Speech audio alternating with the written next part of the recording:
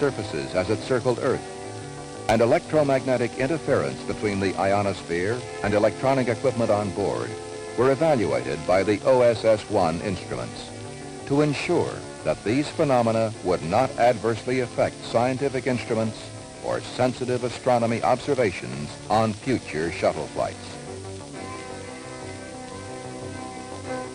On Flight 4, the Induced Environment Contamination Monitor was used to check for contamination in and around the payload bay, created by thruster firings, outgassings, and water dumps. 11 separate components of shuttle's induced environment were measured. The desk-sized monitor was the heaviest payload lifted by the remote manipulator system during the orbital flight test program. Thermal tests on the vehicle were completed during Flight 4. The first Department of Defense payload was on board. The spacesuit to be used for extravehicular activity on Flight 5 was tried on during Flight 4 to practice the procedure.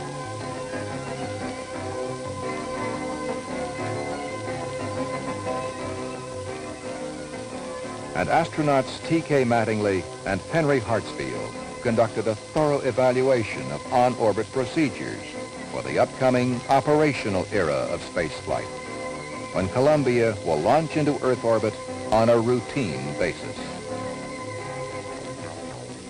An ongoing task on all 4 missions of the flight test program was to evaluate living conditions .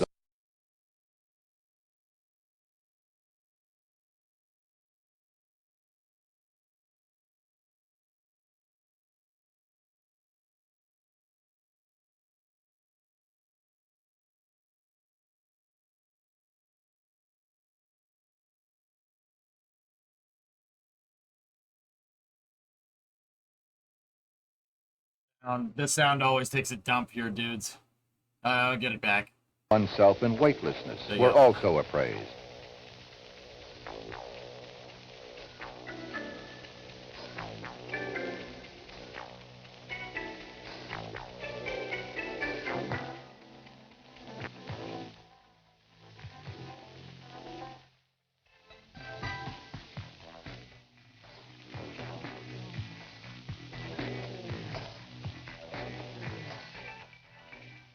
Very busy schedules are forecast for upcoming shuttle flights, when crews will be comprised of at least 4 people, including women.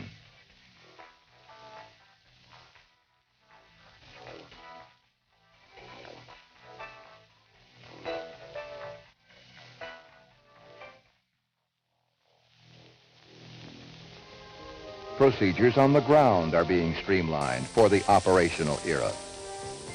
Processing time was cut in half during the orbital flight test program.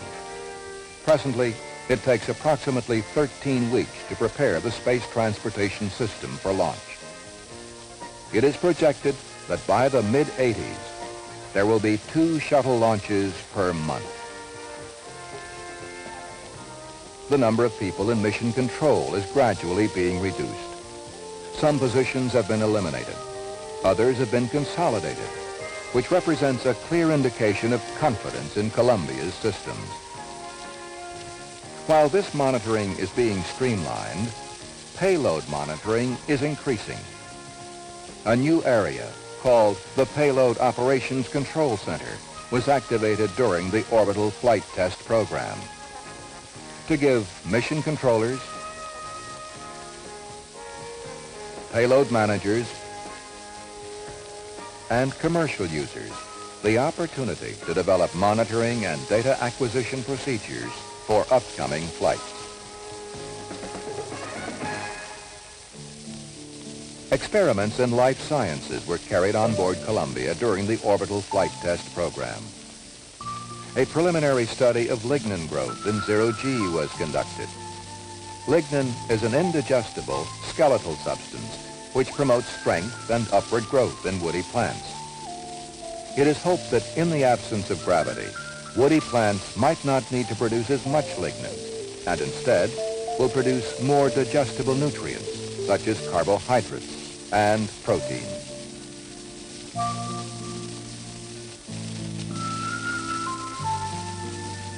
the effect of weightlessness on some flying insects, bees, moths, and flies, was studied.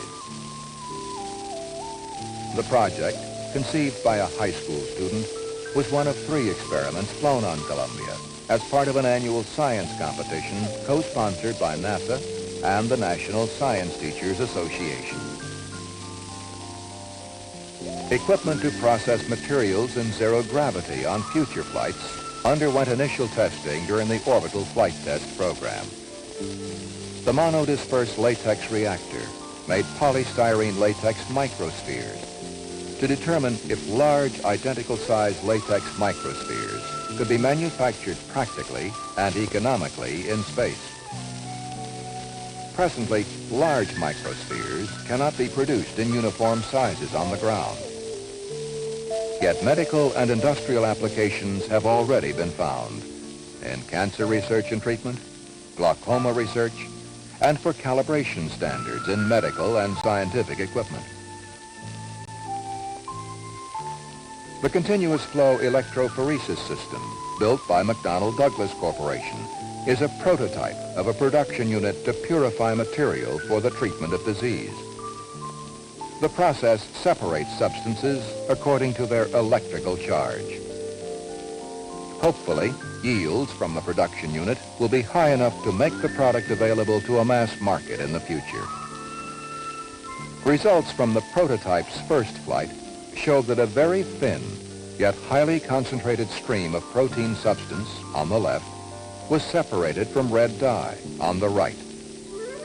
The thin protein stream, only a portion of which is shown here, is actually over 43 inches long and is 300 to 400 times more concentrated than yields obtained from the same process on Earth.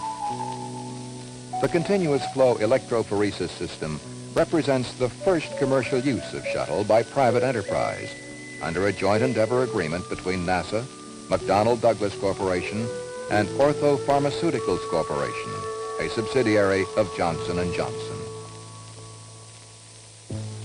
A unique opportunity to put small, self-contained payloads aboard shuttle on a space-available basis at a very low cost exists in the Getaway Special program. After proving its flight readiness on Flight 3, the Getaway Special was fitted with 10 experiments built by science students from Utah State University and flown on Flight 4. Deposits for Getaway Specials on future flights, private enterprises' interest in flying payloads on board shuttle, missions planned into the next decade, all reflect the confidence this nation has in the space transportation system. All objectives of the flight test program were achieved. 2 of the most significant events were not planned. Just prior to the 3rd launch, tons of landing and recovery equipment had to be transported from California to New Mexico, a 1,000-mile journey, because heavy rains in California prevented a landing there. Hey, heavy rains in California. An entire encampment had to be built at the New Mexico landing site, Northrop Strip, and the task had to be completed within 4 days. Just prior to landing on the same mission, only 1.5 hours before touchdown, an unexpected sandstorm blew into the area.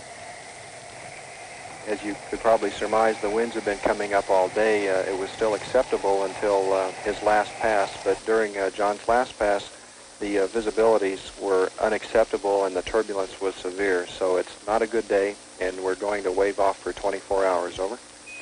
Plans were implemented immediately to stay on orbit an extra 24 hours. We've had a good drill.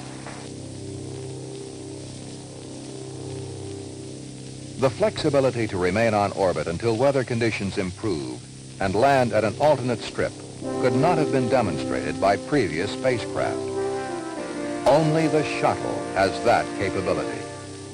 It meets a need, providing access to low Earth orbit on a routine basis.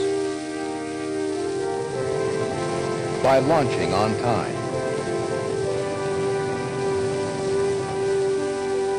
serving as a platform for Earth observation, and space observation. Deploying payloads. Operating in extreme temperature differentials while on orbit.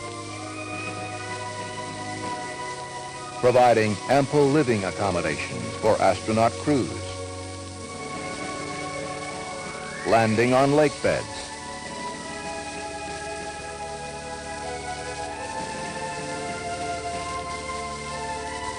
Or concrete runways. As President Reagan said, the end of the orbital flight test program marks our entrance into a new era. The test flights are over. The groundwork has been laid. Now we will move forward to capitalize on the tremendous potential offered by the ultimate frontier of space.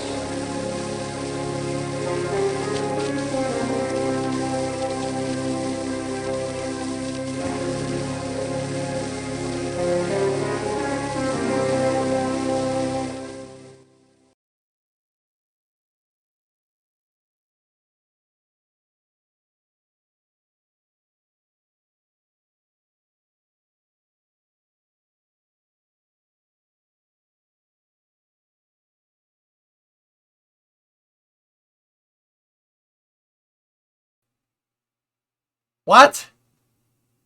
What? No, sorry. There's two versions of YouTube. There's two versions of that video up on YouTube, and I always choose the one with the bad audio. Sorry about that. But yeah, Alex, they landed STS-3 at White Sands in New Mexico, basically where Spaceport America, where we had the Spaceport America Cup. It was like right next to that. And it really screwed the shuttle up. Like all that gypsum. Yeah, they were finding gypsum in Colombia for like the next 20 years, pretty much all the way up until the early 2000s.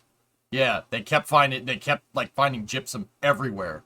Yeah, the tiles didn't like landing at White Sands. They got all inundated with gypsum and stuff. It was no good. That's why they never did that again. That's why they never did that again. Actually, ideally, you really never ever wanted to land the shuttle in Florida. One of the things that they really didn't take into account when they flew the shuttle was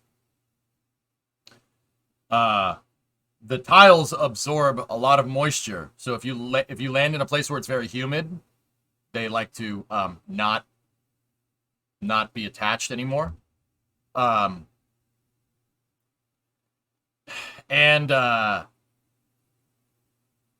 Yeah, the glue, water is a solvent to the glue, because they didn't really think that the shuttle would,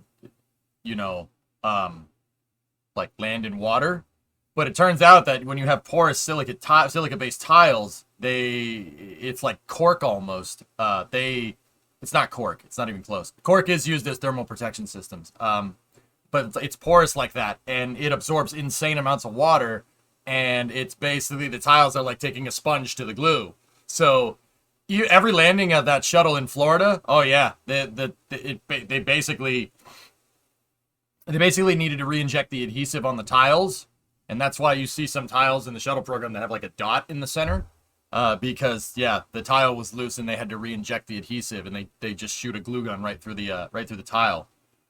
Ideally, the shuttle, you would want to land the shuttle in California every time, ideally, but even then, you still have to take it back to Florida. So when do you want the tiles to get all messed up? Do you want them to get all messed up during transport or during landing, right? Like, hey, that's what's going on. I wonder how much weight the water added to the craft. A lot? Yeah, a lot. So yeah, that's something they never really tested. And this is what I mean about the shuttle not, if you short something during development, you're going to pay the price later. Yeah, short a vehicle, like underfund it during development. There you go. You're not going to get a robust testing regime. And yeah, that's one of the things that they just kind of ended up having to deal with. So their solution, is re-inject the tiles, but they mixed Thompson's water seal in with the glue, a deck sealer. They painted the shuttles with deck sealer and then put the tiles on top of that. Yeah, and it's a water repellent. It's designed to seal up wood, so when it rains, your deck doesn't rot. So yeah, they ended up going down to the hardware store, getting some, wooden deck sealer, and painted the shuttles with those, and that helped. But yeah, they still had problems with those tiles doing that pretty much till the end of the program. Starship's doing it right with the metal attachment points. So Starship has two things, T-Man. Starship has a tough and unifibrous reinforced oxidation resistant, corrosive resistant tile. It's carbon composite. Those are carbon based tiles, so it's not rock based tiles. I mean, you get the idea. They're not silica based, they're carbon composite based, so they don't absorb water as much. That's why Starship can be fueled and ice can be on the side of the tank and ice can accumulate in between the tiles. It's really not a big deal. And they're mechanically attached on top of that. So, but even then, Starship still does glue the tiles in high temperature areas. Yeah. Yeah, I mean, there's a reason why the shuttle has tiles. You could say whatever you want about tiles, but they're the best. Doesn't get better than those for now. I have an important interior design question for you. Okay, Brimo. What's on your mind?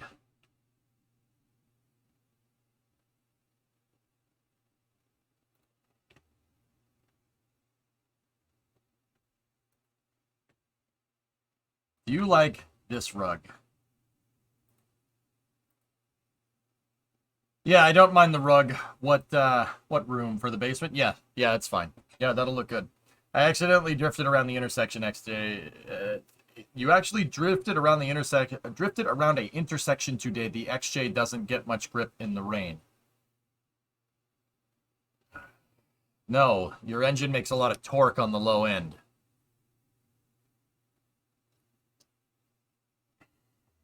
Put it in low range. If you put it in 4 low or 2-wheel drive low, you should be fine. Cool. Grandma is gonna get it for. All right, Brimo, that's cool. Thanks. I hate it. Yeah. All right. Cool.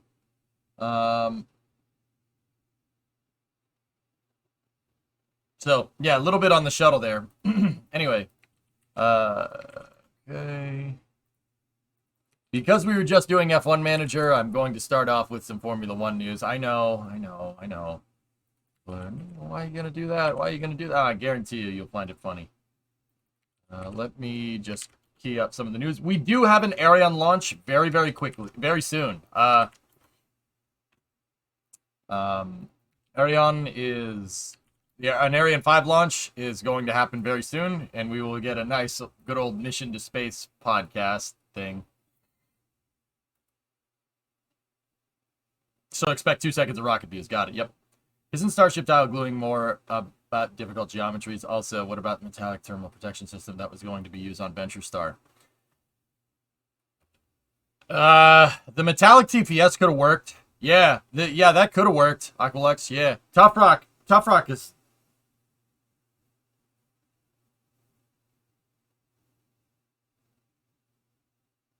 Give me a second. I'm trying to explain how that is a viable solution, but it's not. It's different. Okay, so say you have your shuttle tile here in the family tree of tiled thermal protection systems, right? Tough Rock, what Starship is using is the next generation version of that. The X-37B uses the same thing. Those tiles work great.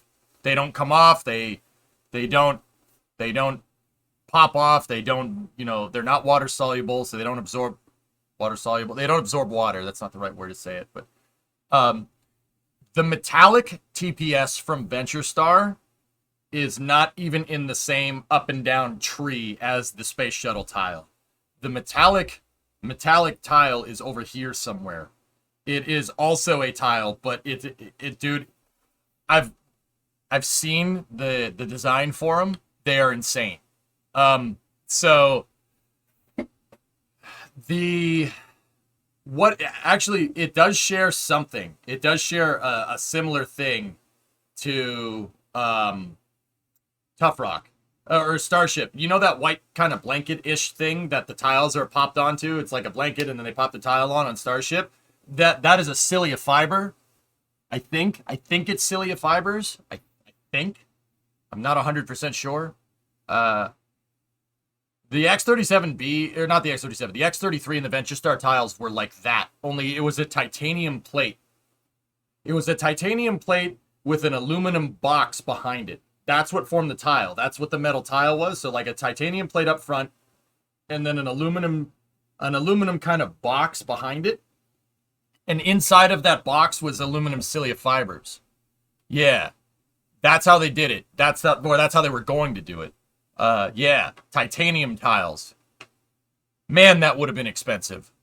But those tiles would never pop off. They were bolted in. They were mechanically bolted in. Yeah. Those tiles could work. But if those are like your end-all be-all solution to the problem, Tough Rock is a good compromise. Think of Tough Rock tiles like methane. And these titanium aluminum cilia fiber tiles over here that VentureStar, that's hydrogen. And then the space shuttle tiles is Keralox. In terms of if we're comparing tile, like cost of tile to like propellants, yeah, it's always a trade.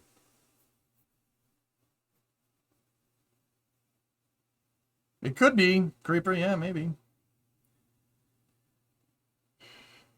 But yeah, it's very interesting. I personally think that the VentureStar was a good idea. They should have done that. Tori Bruno seems to agree with me. Or let's say I agree with him. I'll default to his judgment. So somebody asked Tori Bruno, if you were forced to bring back a former rocket from the dead, which rocket would you bring back? VentureStar. And I retweeted that. Yep, my hero. My hero. Yep. Yep, my hero. Yep. Tori Bruno knows. He knows. That guy knows what's good. VentureStar was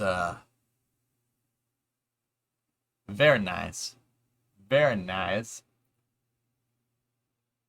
The whole Starship project is supposed to be cheap, so that makes a lot of sense. That's why they went with Tough Rock tiles. Gives VentureStar. I'm going to say Eel VentureStar to make DJ think about it some more. No, you get this instead.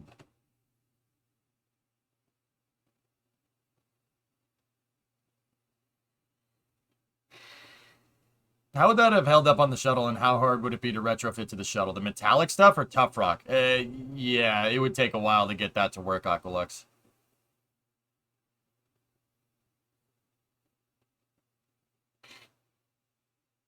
But it's ugly, though? VentureStar? No. Nah, I disagree. I think VentureStar looks amazing. So if someone asked me that question, what would you say? If I could necro any rocket flying, shuttle. Yeah, absolutely the shuttle. Yeah, absolutely. No questions asked. VentureStar would be good, but we were never sure if VentureStar worked. The shuttle built an ISS.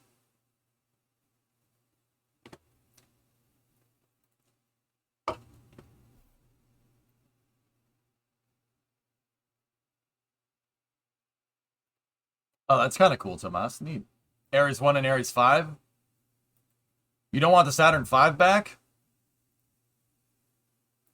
Well, I mean, God, yeah, of course, but I'm assuming that if we necro a rocket now, that all the rockets that exist right now actually, exist. So I can't think of a better architecture for anything than having SLS and the shuttle tag teaming anything that NASA wants to do in space. Seriously, think about it. Noodle on that one for a second. Instead of Ares 1, you have the space shuttle and SLS Block 1B to go along with it. Yeah, I'll take that. Yes, I want that. Yep. Yep. Oh, yeah. Yeah, I want that. SLS Block 2, though. It's about necroing a rocket. SLS Block 2 doesn't exist yet. Shuttle or Shuttle Block 3 or VentureStar? I'll just take the shuttle, Aqualex. Yeah. Yeah, I'll just take the shuttle. Shuttle for low Earth orbit, SLS for everything else. Best combo. Oh, yeah. The shuttle and SLS would... Yeah, that would be really, really good.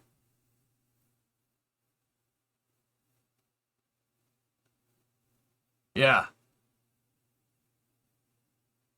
In that case, Ares 5? Yeah, okay. So you'd have Ares 5 and SLS? SLS is basically Ares 5, dude. It's the same thing. Seriously. Down to, like, the only thing that's really different is the propulsion in the core stage. It's pretty much Ares 5. You could still put an Earth departure stage up on top of it. You really could. What about ITS? Dude. The shuttle, SLS, and Starship all in the same universe? Yeah, I'll take that. Yeah, that's fine. Yeah. ITS is good though. You get R68s on Ares 5. Yeah.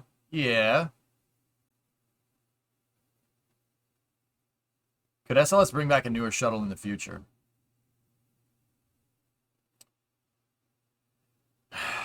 I don't think so, Forlorn. NASA's getting out of the low Earth orbit business, which is a shame.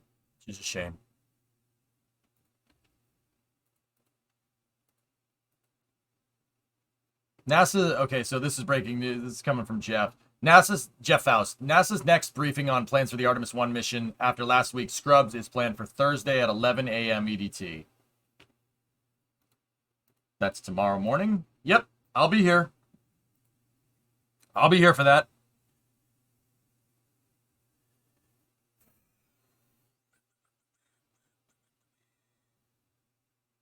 I got to see a shuttle launch before. I appreciated it. The amount of money I would give to see it now. Yeah, I think the shuttle and SLS working together would be insane. Keep in mind that if I could just necro the shuttle, I would just bring Orion up inside of a shuttle's payload bay.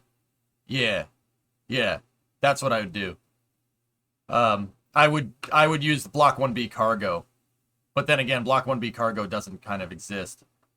So, if we couldn't do that, it would be Ares 1. Yeah, Ares 1. Yeah, I'd do that. I'd bring back Ares 1. But also... Venture Star. Oh, that's tempting. Yeah. I actually think a small sat SSTO would be very useful in today's... especially with the championing of like small sats over more gigantic satellite buses in the markets. I think that something like Venture Star scaled up just a little bit, or something like the X-33 scaled up just a little bit to like Venture Star levels. Not to Venture Star levels, but basically take the X-33 and make it a little bit bigger and make it able to move 1,000 kilograms or 2,200 pounds sun synchronous. And yeah, you would have, that would mop the floor in the small sat market. Yeah, like easily mop the floor. It wouldn't even be fair.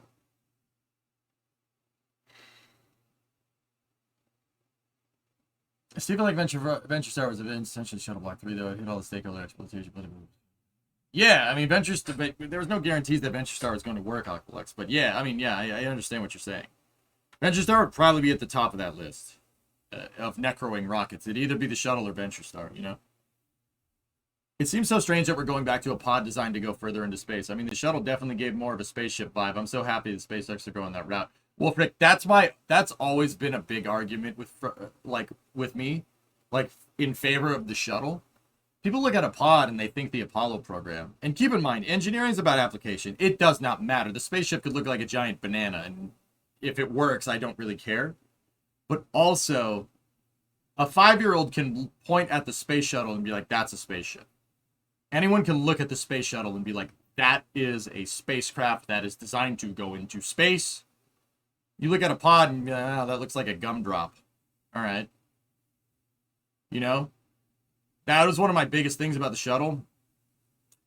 And why, like, it's kind of, this is not a metric that you would use. It's not a metric that you would use. Because it has nothing to do with the engineering. This is entirely a social component here. The shuttle is a spaceship. That's why I like it so much. I mean, one of the reasons. I personally think it's one of the best things humanity has ever devised. Ever. Like, by a pretty good margin. I don't think people realize how hard it is to, like, reuse a spacecraft like that. And the shuttle is also a pretty damn good first attempt. It's a pretty damn good first attempt for a reusable spacecraft. Dude, you look at the flight deck of the shuttle and you're like, man, we're not that far off from like a Millennium Falcon, are we? I mean, the reality of it is that we're way far off from it, but talking about how it makes you feel, you know what I mean? Road to space are in standby, T-minus 18 minutes. Okay. Remember when the shuttle ended and people said we're going to go back to pods and everyone was kind of bummed out by it? Yeah.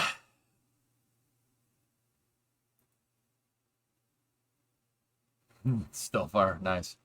The pods look like they're just as likely to be used to explore the depths of the ocean. Yeah, I'm with you on that one, Wolfric. Yeah. The only thing that would make flying right now better would be to have the space shuttle still flying to the ISS. That would be really cool. Yeah, that would be really, really, really, really, really neat. They should not have stopped flying the space shuttle. We should have kept flying it until DM2, and then now we should have been retiring it now. Yeah. Yeah. Yeah, I think that's a safe thing to say.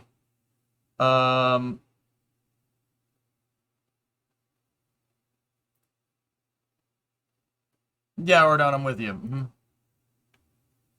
Did I miss that Ariane 5 launch? No, you didn't, but here, have a look at this.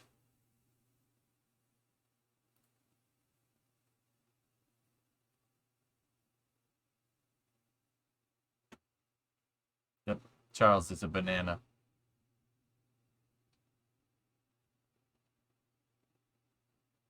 Unpopular opinion, the yellow and black doesn't look too bad. It's basically Bruins colors. It's pretty good. But unfortunately, that means they're going to lose. What is that scale for? It's actually a new measuring unit that was brought to us by the Large Hadron Collider. It's called a Ligurg. That banana is measuring roughly 1 Ligurg.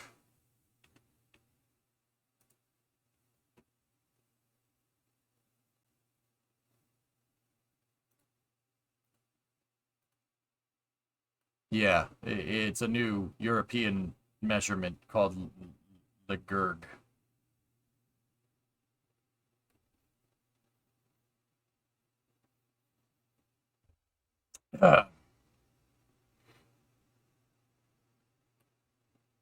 Fails per race. Don't do that. Don't say that. Don't say that. Don't say that.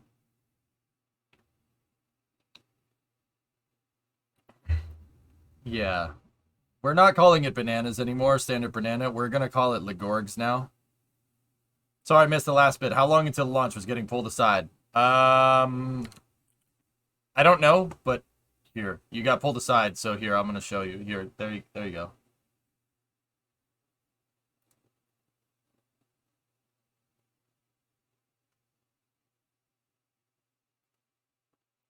Let me be your ruler, ruler. Remember, that's a good song. Yeah. Yeah, there, I said it. But yeah. The truth of the matter is that we're going to use any unit of measurement to not be like you. That's the truth. Yeah, we ain't the same. You asked for your independence. Ours was one. Blood. We earned our independence. Sure. Anyway, moving on. Where's the road to space? Road to space.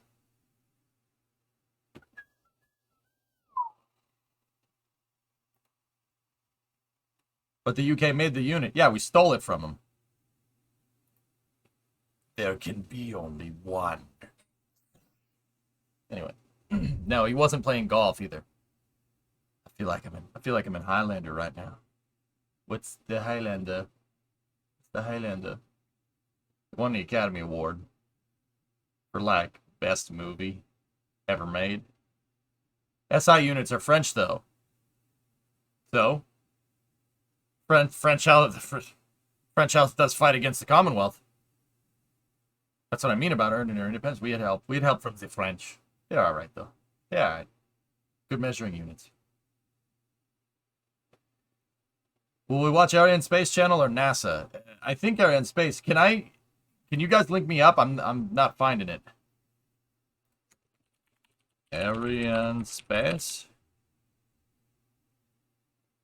Nope. Nope. Is the other one about how we didn't switch to metric because of pirates? I mean, that's a good link, Thomas. I really like that one, but also, all right, cool. Let's see what we got.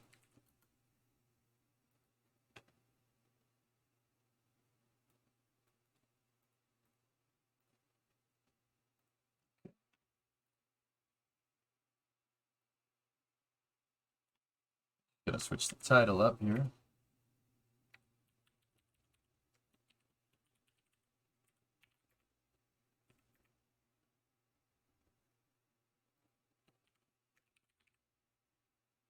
There we go. Huh. Yeah, an actual live feed. Eutelsat Connect VHTS. They're launching a VCR into space? Next year, still far.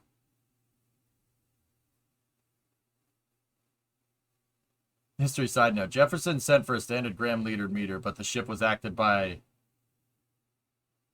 pirates. No way, really? I didn't know that. That's hilarious. We use a stupid measuring system because of pirates. That's pretty funny, actually.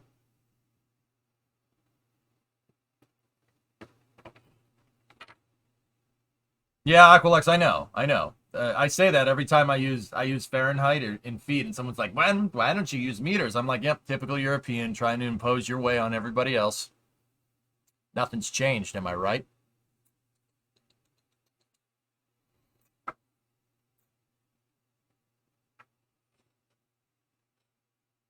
Ariane Space official channel, not online broadcast. This is Road to Space. Yeah, it's called Road to Space, yeah.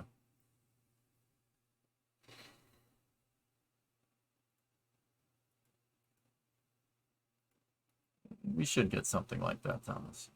Road to Corn? Corn?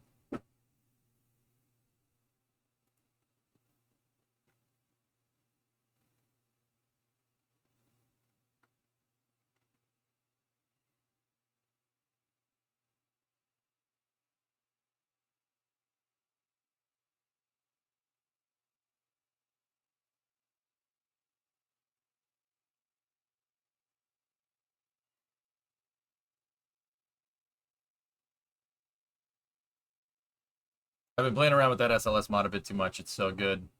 Neat. All right, so we got VA258 here happening in a moment. We got about 10 minutes. Actually, in the meantime, guys, it's important. Today marks the 60-year anniversary of President Kennedy's speech at Rice. You know, but some people ask, why the moon? Why choose that as our goal? Well, because it is there, and the moon is there. Why does Rice play Texas? We choose to go to the moon. We choose to go to the moon in this decade and do the other things. Not because they're easy, but because they are hard. Hard. That's 60 years ago. Yep, 1962. Because that challenge is one we are willing to accept. Because that challenge serves to organize and measure the best of our skills. Because that challenge is one we are unwilling to postpone. And one we intend to win. And the others.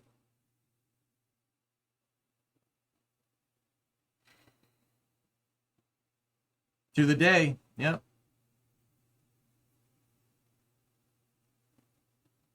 Braveheart giving a speech about space. More like your cousin from Boston.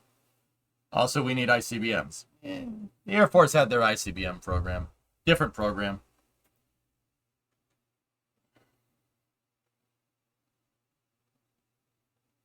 Why choose that as our goal? That's terrible, Michael X. First link is terrible. The second link is terrible. And you should feel bad. Okay, cool.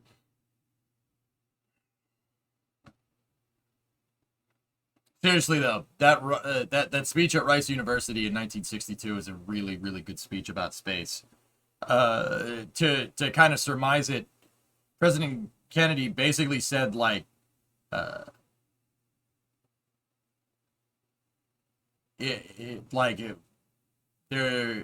we could basically use this to peacefully explore space and show that we don't need to. We champion the individual, basically. We champion the individual to, our system of governments is better than everybody else, etc., etc. I mean, he put it a lot better than I did. He put it a little more elegantly than me. But it's a really awesome speech about how space needs to be done peacefully, etc., and how it's not, it is about prestige, but it's also, to prove to ourselves, not necessarily to prove to the rest of the world that this is the right way to do things. It's really awesome. It's a good speech about individual rights and stuff. Yeah, it's pretty sweet if you're into like looking at old footage like that. 6 minutes until coverage begins on the Ariane 5 VA258 mission. And just over 6 years later, we went to the moon. That's right. That's right, Jim.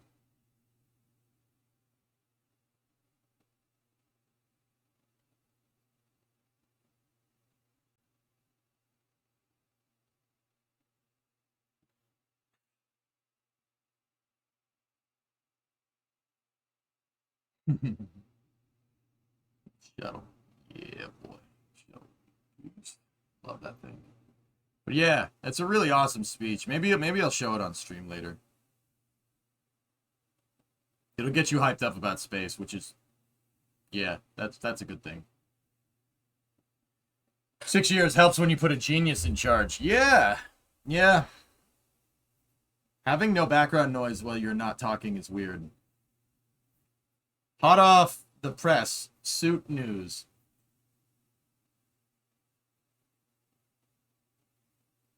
Oh. Axiom Space wins NASA task order to build next generation spacesuits for Artemis 3.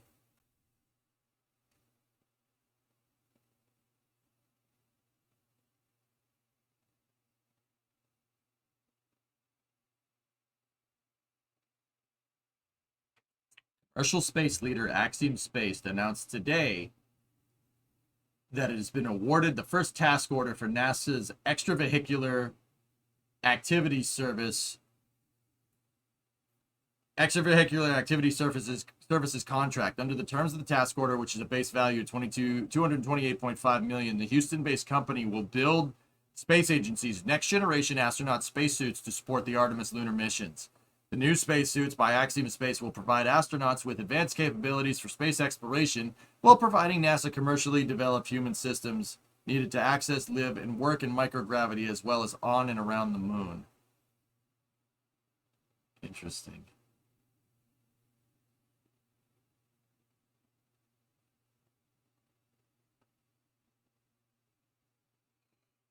Huh.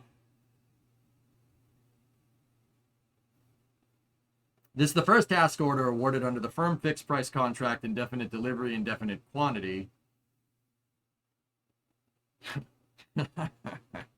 which extends over a 10-year ordering period and allows for 2 additional years for completion of services.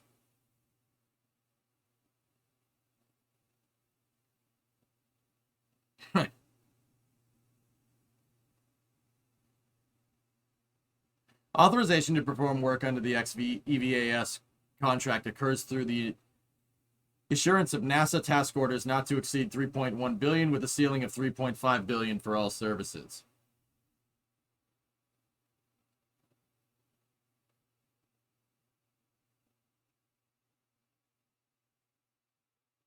No, Essie, I didn't. We're 243 out for coverage here, Seger.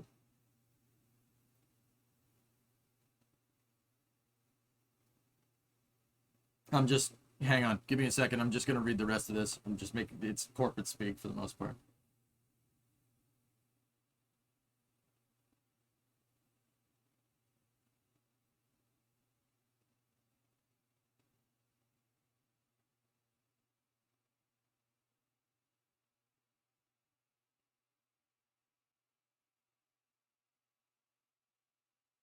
Okay. Did you grab the HLS release I put in chat earlier? I have it up, Creeper, but yeah, there wasn't enough time for me to cover it between this and the Ariane launch. We'll look at it after. Yeah. So, okay, that's good that NASA's throwing out contracts for the XEVAS, which is just the extravehicular spacesuit. 10-year ordering period, though. Indefinite delivery, indefinite quantity at a firm fixed price. That's... And then there's a cost cap for it, which is hilarious. It has a ceiling of 3.5 billion for all services, not to exceed 3.1 billion, ceiling of 3.5 billion. Yeah, it's funny because they basically said it's firm fixed price contract, indefinite delivery, indefinite quantity, which extends over a 10-year period, ordering period, and allows for 2 additional years of completion services. So they're basically saying it's firm fixed price, but it's going to go over budget, so we're going to give it a cap, what we think the budget is. Okay. Oh, dang, Artemis is delayed until October? Potentially, Faruda. Potentially. It could, yeah, potentially. It depends on how quickly they can get the seal fixed on the hydrogen fill line, and also if they can get the flight termination system recertified.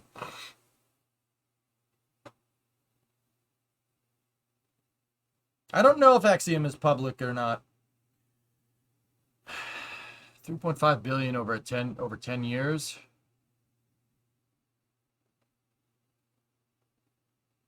Yeah. Can they recharge its batteries? They'd have to put new ones in. The range has to certify that it's good to go. So the range has to assess Loopy, and then they'll figure out what they're doing from there. Better do it once, do it right. More power to them. Yeah. It's something that I said after SLS scrubbed last Monday, or 2 Mondays ago. Look, no one's, even if SLS scrubs and it goes to October, no one is going to remember that it scrubbed for a month. Everyone will remember if it fails, though. Alright, let's see what Ariane Space got for us today with Road to Space. Welcome to Road to Space. As you know, the flight VA258 was supposed to lift off yesterday, but due to the weather, it has been postponed until tonight. So here we are. Here we Hello, are. Emma. Hello, Baptiste. And in less than 15 minutes, Ariane 5 will be taking off from Europe Spaceport with a very special passenger on board. Eutelsat Connect VHTS is the satellite of all superlatives. Built by Thales Alenia Space, it is the largest but also the most technologically advanced satellite ever to be built. Is this interlaced? It's interlaced. You guys broadcast an interlaced over there? But before anything else, let's head over to Stéphane Israel, who is waiting for us in the flight cell. Hello, Stéphane. Welcome to Road to Space. It's interlaced. What, do you see it? So, Stéphane, today's mission will be for a passenger move the camera, it gets you fuzzy. are really familiar with, the operator Eutelsat. Can you tell us more about this passenger and your friendship? Yeah, so tonight we are going to orbit connect VHTS, and this satellite is all about the digital divide, and it happens that we have a very long-lasting relationship with Eutelsat. Tonight we will orbit for the 37th time a satellite for Eutelsat, and regarding Thales Alenia Space, it will be the 166th satellite orbited by Ariane Space, Thales Alenia Space satellite. So 2 old good friends with us tonight. And let me know, Stéphane, is everything okay for tonight? Yeah, so we have been preparing the final operations of the launch since now 12 hours, and we are going to check all the final parameters regarding the launcher, the satellite, regarding the range and the weather, and so far so good, all is green. Okay, can you tell us about tonight's passenger? Sure. So tonight we are in a Okay, single what's the launch. fire So alarm? the mission is shorter than what we do usually. The mission will last 28 minutes and 46 seconds. And after all our launch operations, we will have orbited Connect VHTS. Well, thank you very much, Stefan. Good luck with everything. And of course, we will be following closely these events all the night. Oh, yes, Baptiste. Now let's welcome Vincent Baudel from Ariane Space. Good evening, Vincent. Good evening. Good evening. You are, of course, our leading space expert tonight and will be helping us to understand the key phases of the flight. So It's I would just like interlaced, to Alex. ask you It's hilarious. if you could talk to us Why a bit do they about these key broadcast it stages, because we're going to interlaced? be having some images which are just about to come up on our screen any second now. Yes, so tonight, the Ariane 5 will... So, fellas, what I mean is that it could just be the encoding, right? But it looks like they're on an interlaced picture. If you look at the hosts, right, in front of the Diamond Vision screen that's behind them, they definitely have a big TV screen behind them. It looks like they have an outline. It's coming from the interlaced picture, which is really funny. 7 seconds. At that time, I don't... Ariane 5 listed Either that off. or I'm not looking at The it. launcher It's will some weird click encoder that I vertically don't and know. then perform a gravity turn, progressively tilting the trajectory. After 2 minutes and 21 seconds, the booster will have burned all their propellant and they will separate from the launcher. Around 1 minute later, the fairing will be jettisoned. At this altitude, there is no more atmosphere. There's no need to maintain the fairing on the launcher to protect the spacecraft. 3 years. You can see Thanks, on the buddy. video the tower with the yellow dots, which represent the different tracking stations that will receive the flight From data from the Napalm. launcher along its trajectory. At 8 minutes and 36 seconds, the main stage will have finished its job. The engine will shut down and it will separate from the upper stage. A few seconds later, the engine of the upper stage will ignite and will burn for more than 16 minutes, shutting down once the targeted orbit is reached. To be noted that tonight, the injection orbit has a very high apogee, 60,000 kilometers. The injection on the targeted orbit will occur at 24 minutes and 55 seconds. After that, the upper stage will perform orientation maneuvers in order to give the spacecraft the correct orientation, and the spacecraft will be separated less than 29 minutes after liftoff. Once the spacecraft is on its way and far enough, the launcher will begin its end-of-life maneuver and passivation, completely emptying its tank and reducing its lifetime in orbit. Well, thank you very much, Vincent, for all this information, and we'll be following all those key points tonight together. You said 60,000 kilometers, Yeah. so that's an information we'll go back later. But for this moment, let's stay focused on the countdown that is about to focus. start. We can see we have all the lights green on the panel, but yesterday there was a red. Can you tell us what happened? Yes, so the status panel you can see on the screen provide the status of all different means and systems involved in the tonight mission and that contribute to the launch. This is managed by the CNES as a state authority and enables us to ensure the security of the launcher, the security of our customer and its spacecraft, the security of the installation, and of course of the teams.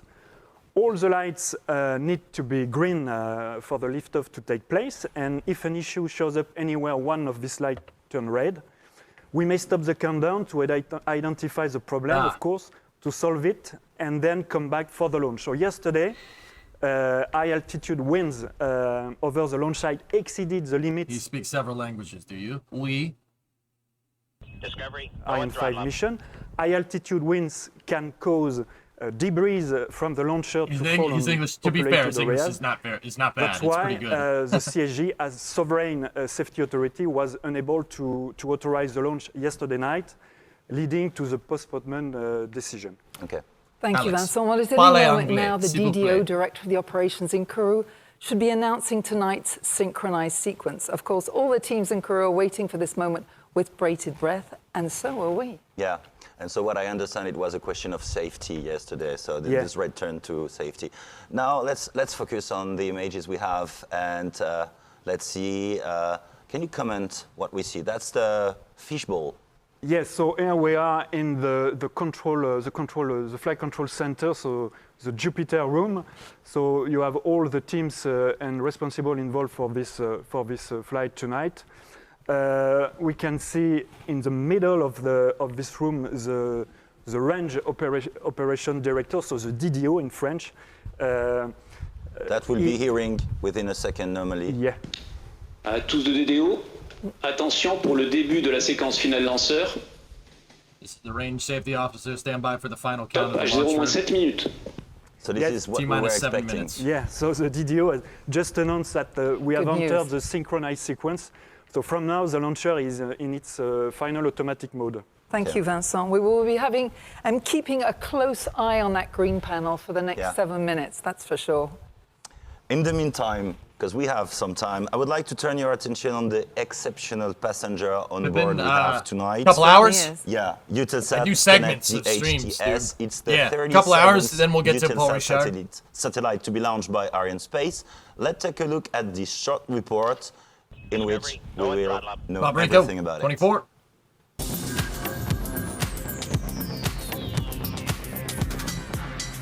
Dazzling, tremendous, and incredibly powerful, tonight Ariane 5 takes off with a very special passenger, Eutelsat Connect VHTS. Approximately 9 meters high, weighing 6.4 tons, it simply is the largest satellite ever built by Thales Alenia Space. It will be operated by one of the leading operators in the commercial satellite business, Eutelsat. Eutelsat Connect VHTS est doté d'une capacité de 500 gigabits sur les deux voies aller-retour, ce qui en fait le satellite le plus puissant de toute la flotte Eutelsat. Pour le concevoir, il a fallu imaginer ce que serait un satellite de nouvelle génération, capable de servir les besoins broadband et surtout le plus efficace d'un point de vue coût de production. Our passenger has a key mission to bring high-speed broadband across Europe, thus bridging the digital divide. To watch a movie or to communicate, to study or to work, our daily lives now depend on connectivity. Eutelsat Connect VHTS will be able to help over 500,000 households living in remote areas without access to the internet. Avec Eutelsat Connect VHTS, Thales Alenia Space est aux côtés de Thales Alenia Space is supporting France and Europe in their big ambition to deliver high-speed broadband across their territories. We're extremely proud to provide our long-standing partner Eutelsat with a state-of-the-art satellite. Eutelsat Connect VHTS, based on a Space Bus Neo platform, is a next-generation, very high-throughput satellite. It will support the development of the operator's fixed broadband and in-flight connectivity businesses. Nous avons déjà plusieurs contrats commerciaux. Le premier avec Orange, filiale. We already have several customers, first with Orange and its subsidiary, the second with Telecom Italian Mobile, serve Italy, and with the Thales Group to their avionics division and their sister company Telespazio from the Space Alliance. There are contracts that is going too fast. Okay, the birth of this gigantic satellite was made possible by the close collaboration between Eutelsat and Thales Alenia Space. Eutelsat Connect VHTS is a record-breaking satellite. Rien de tout cela n'aurait été possible sans une augmentation significative de nos investissements. Significant increase in our R&D investments, as well as continuous institutional support from CNES, the European Space Agency, and access to the French investment program. Eutelsat Connect embodies our vision of space for life, offering people across Europe unparalleled broadband connectivity. Now under the fairing of Ariane Space's launcher, this satellite is about to take the most incredible ride ever. A flight on board Ariane 5, destination geostationary orbit.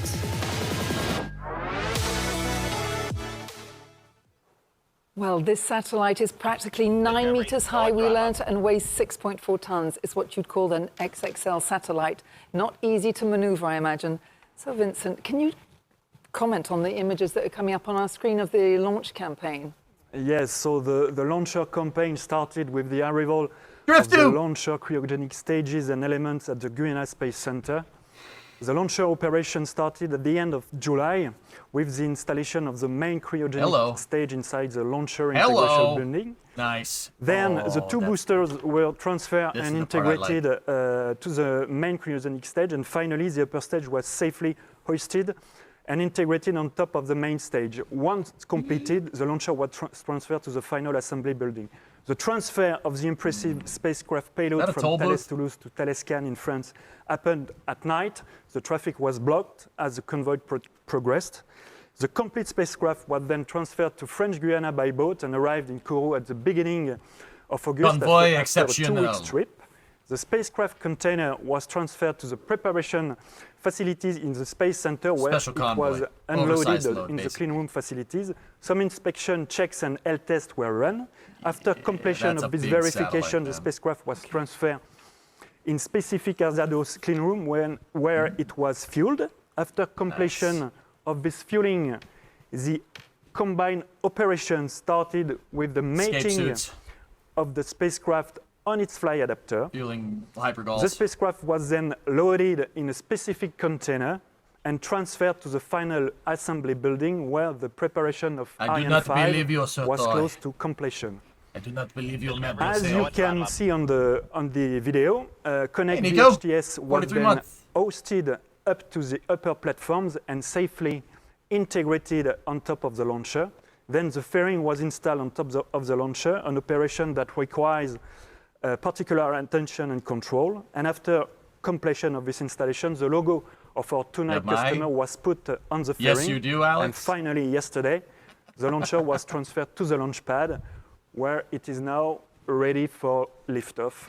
Yeah. Now who's talking funny? This work, Vincent, sound like a dog with peanut butter attached to your mouth.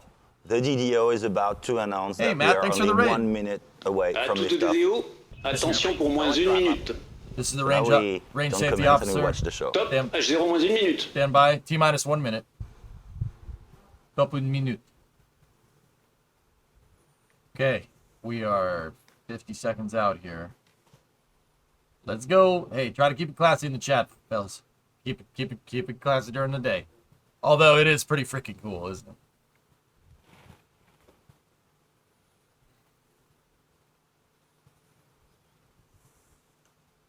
Okay. T-minus 30 seconds. 5 minutes.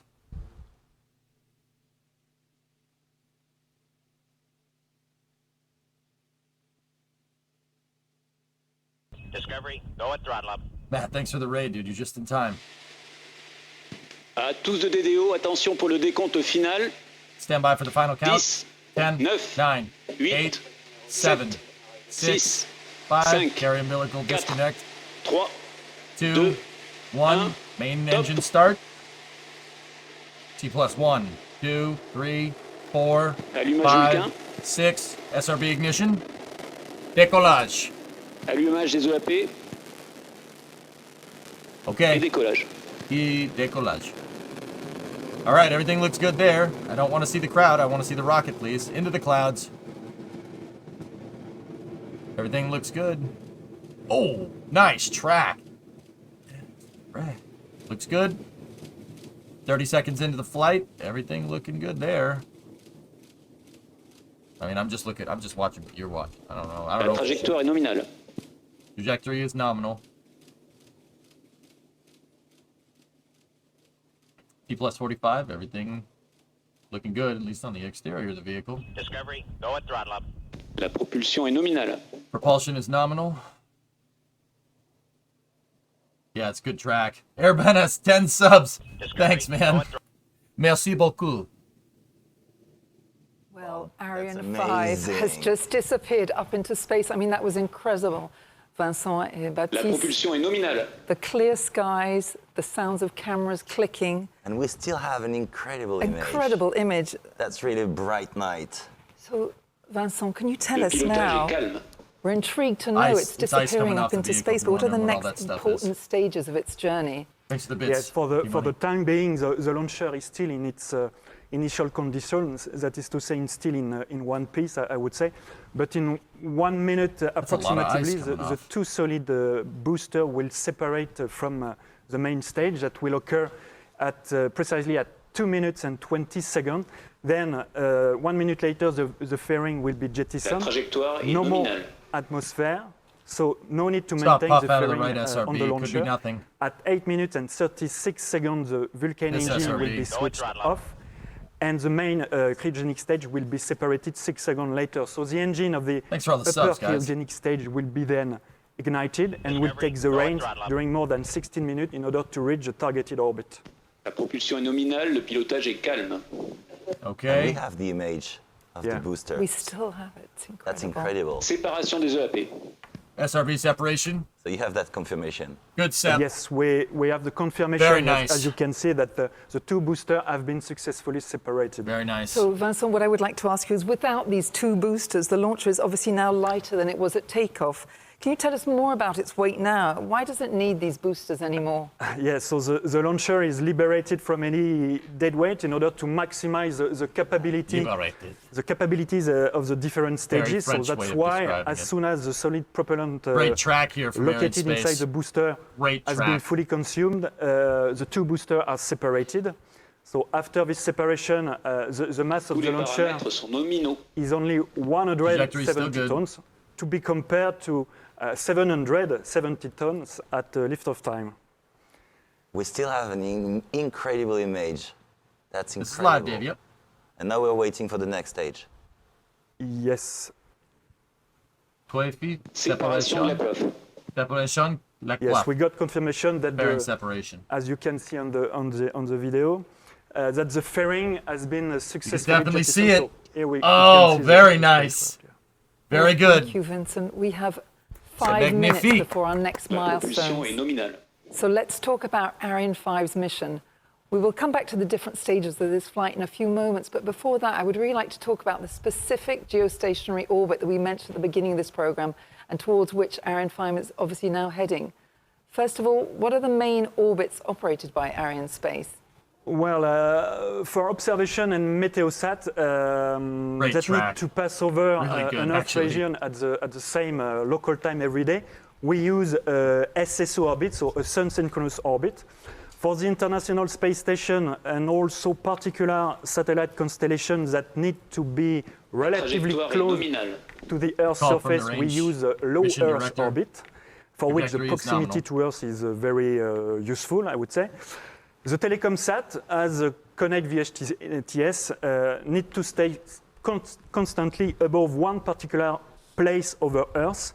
So they have to be placed on a geostationary orbit. Ariane 5 can inject such telecom orbit, satellite, on a geo-transfer orbit called GTO. So the satellites are not directly placed on their final orbit. Okay, she's in the track. They need to use their own energy. They can move to their final geostationary. Okay, so that circle, it represents the imaginary ground track. That's the nominal trajectory. As long as the X stays inside of the circle, everything is good.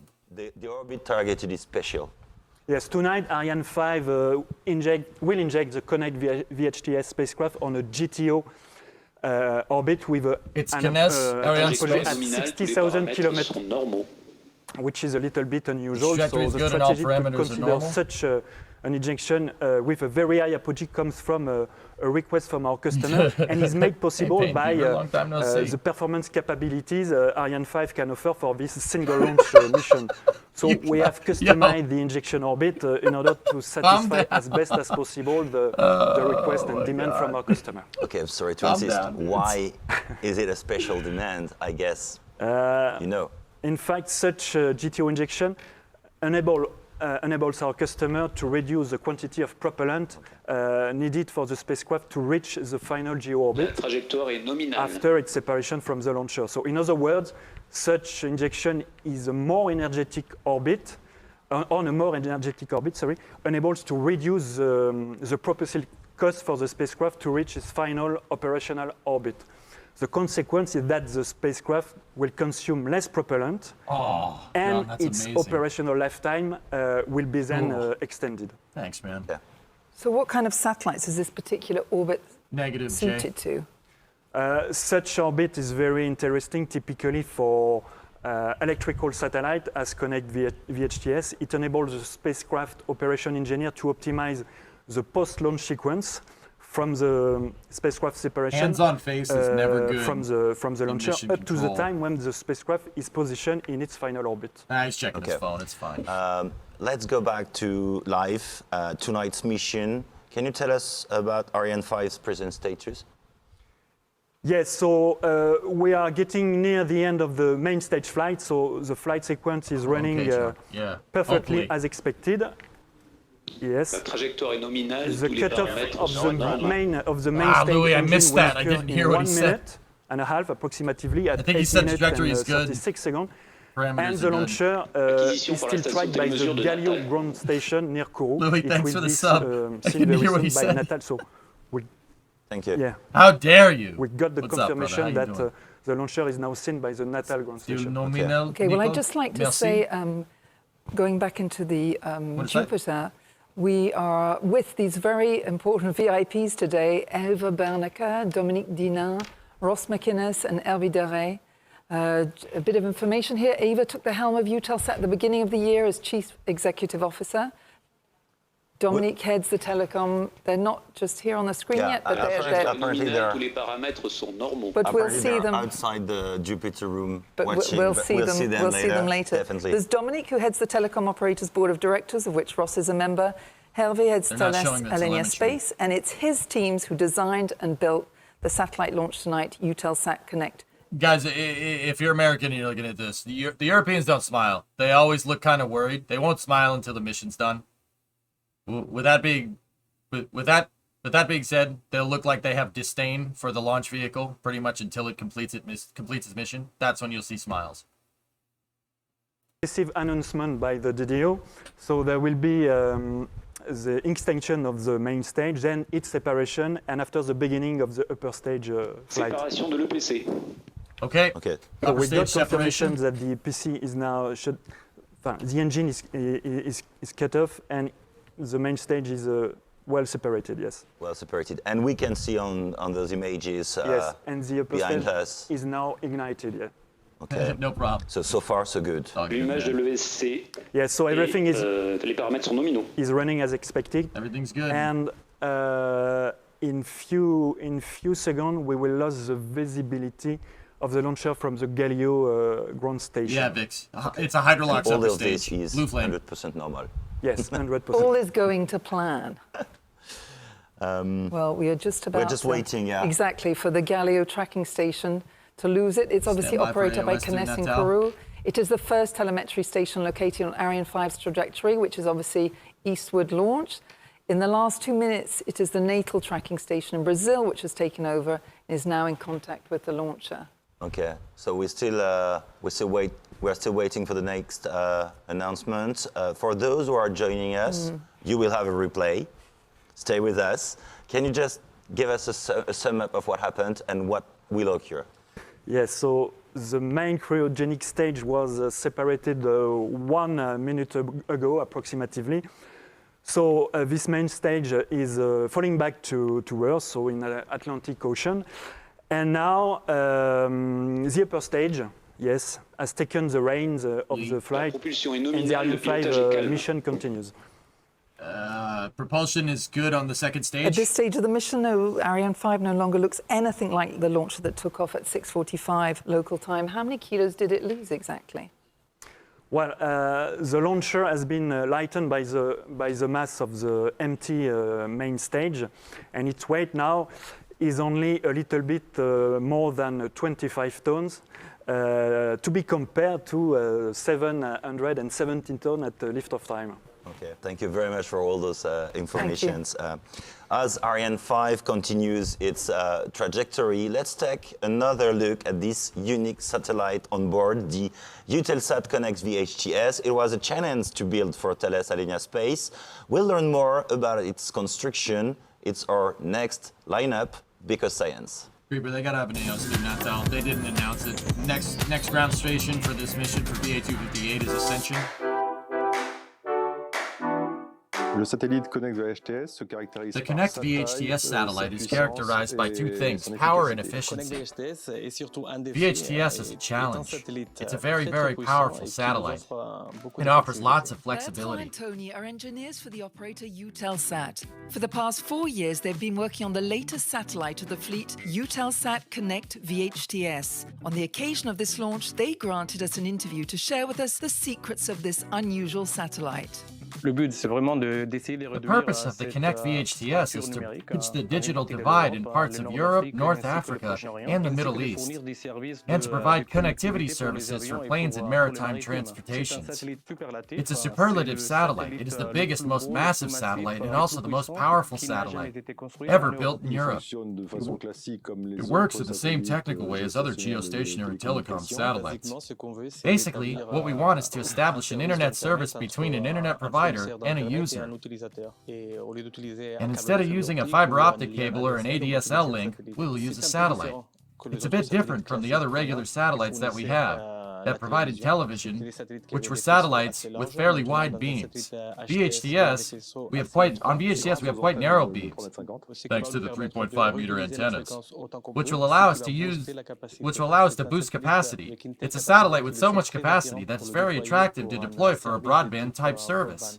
It has two particularities. It uses electric propulsion system with plasma thrusters that optimizes fuel consumption for the transfer from the injection orbit to the geostationary orbit, and also for maneuvers on station. And then there's a second subsystem, the thermal control subsystem, which uses a fluid loop, which allows the heat dissipated by the payload equipment to be better distributed.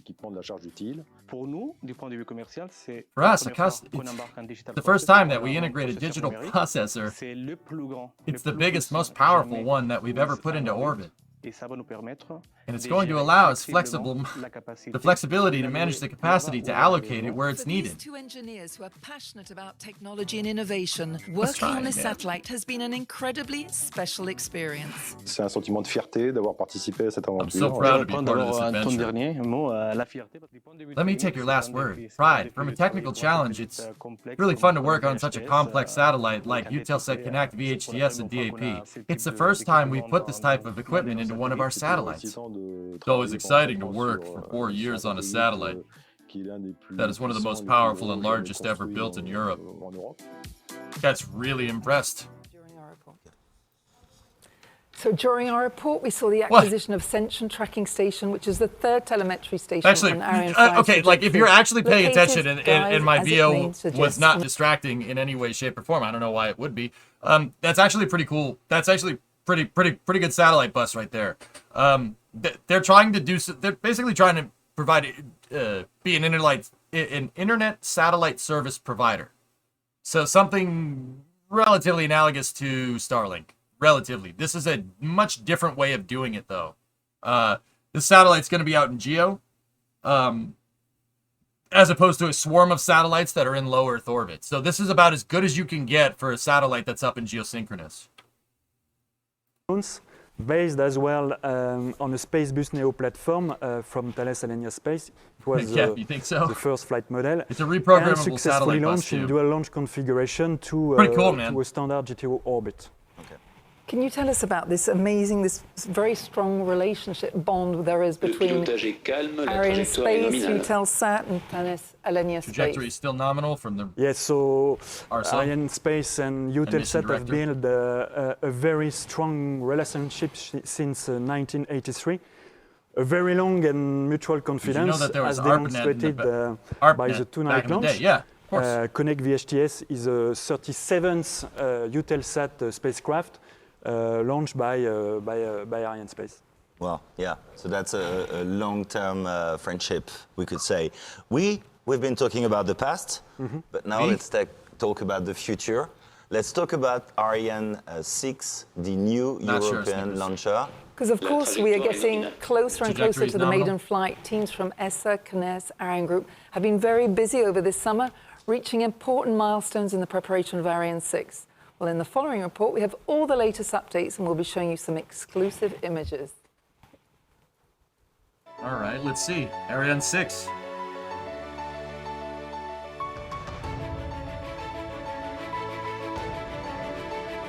Exciting times for the European space industry as the combined tests for the Ariane 6 launcher have begun. The objective of these tests is to verify and validate the compatibility between Ariane 6 and its dedicated launch pad at Europe's spaceport in French Guiana. Alex, you see that they're pulling that thing up with the upper stage on top of it? To prepare and train the teams before the rocket's inaugural flight. an industrial and human adventure with thousands of people spread across many European companies and institutions working together. You know how strong the interstage The needs to be to do Ariane 6 that? program is managed and funded by the European Space Agency ESA, with Ariane Group being responsible for the design and development of the launcher That's right, itself. Metroid. The More French rockets, Space the better, Agency please. CNES took responsibility for the construction of the new Ariane 6 launch base at Europe's spaceport, and Ariane Space will be the launch service provider for Ariane 6. With the combined tests at Europe's spaceport, a number of milestones have been achieved over the course of the summer. In the new launcher assembly building, teams from Ariane Group, CNES and ESA completed an important step of the process, the horizontal mechanical and electrical assembly of Ariane 6's central core. A few weeks later, the rendezvous. For the first time since its conception, Ariane 6 was able to meet its launch pad. The doors of the launcher assembly building opened to let Ariane 6's central core through.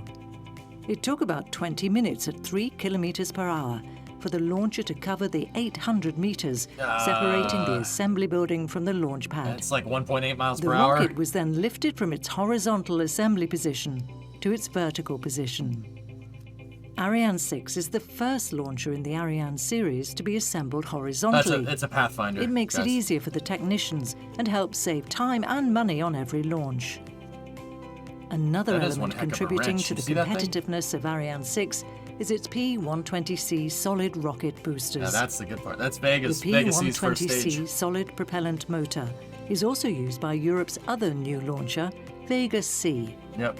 Sharing this key component means cost savings for both rockets. Yeah, it's interesting. You know, it's almost like if you build a heavy launch vehicle with the boosters, like, right, you could make a smaller booster out of the side boosters, and you know, it'd actually be a nice little capable launch vehicle. Funny how that works. In Lampolshausen, Germany, crucial firing tests of the upper stage engine will soon begin. Then the upper stage will undergo further testing at ESA's S-Tech Technology Center in the Netherlands. Now only a few steps remain before the teams at Europe's spaceport can switch from the test models they're using for the combined tests to the flight hardware that will be used for the inaugural flight of Ariane 6. I know First, it's not the it never will be mind. followed by many launches, continuing Europe's heritage of independent Give me access 10 to minutes, Bruno. space. Mission ends at T+28. That's when stat deploy happens. Well, it's I always know, very Michael, impressive to see the right? big beast moving on the launch pad. The beautiful beast, Baptiste. Yeah. But in the meantime, let's get back to our mission. During our report, the Libreville tracking station located in Gabon has recovered the signal from Ariane 5. La propulsion est nominale, le pilotage est calme, la trajectoire est nominale. So we hear the DDO. Propulsion is everything good, trajectory is perfect. good. So in about 10 minutes, Eutelsat Connect VHTS will be separated. This unique satellite was designed by the Thales Alenia Space team in Toulouse, in the south of France. And in our next report, we'll hear about the work of the satellite operation architect and the program manager. This is what we call our space work. My favorite.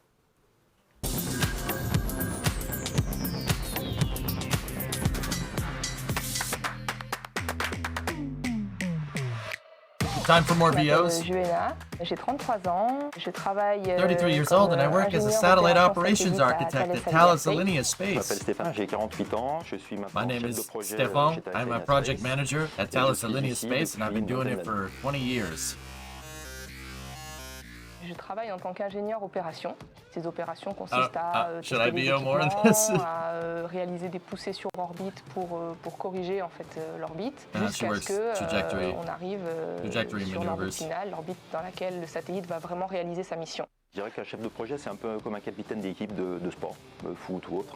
Et son rôle, globalement, c'est rassembler des équipes, faire travailler des gens ensemble, de différents niveaux, de différents métiers, leur donner les lignes directives pour les étapes à franchir, les challenges qui sont devant nous. Gagner le match, c'est quoi? C'est livrer un satellite avec les performances et le niveau de qualité requis, dans les temps et dans le budget qu'ils m'est alloué.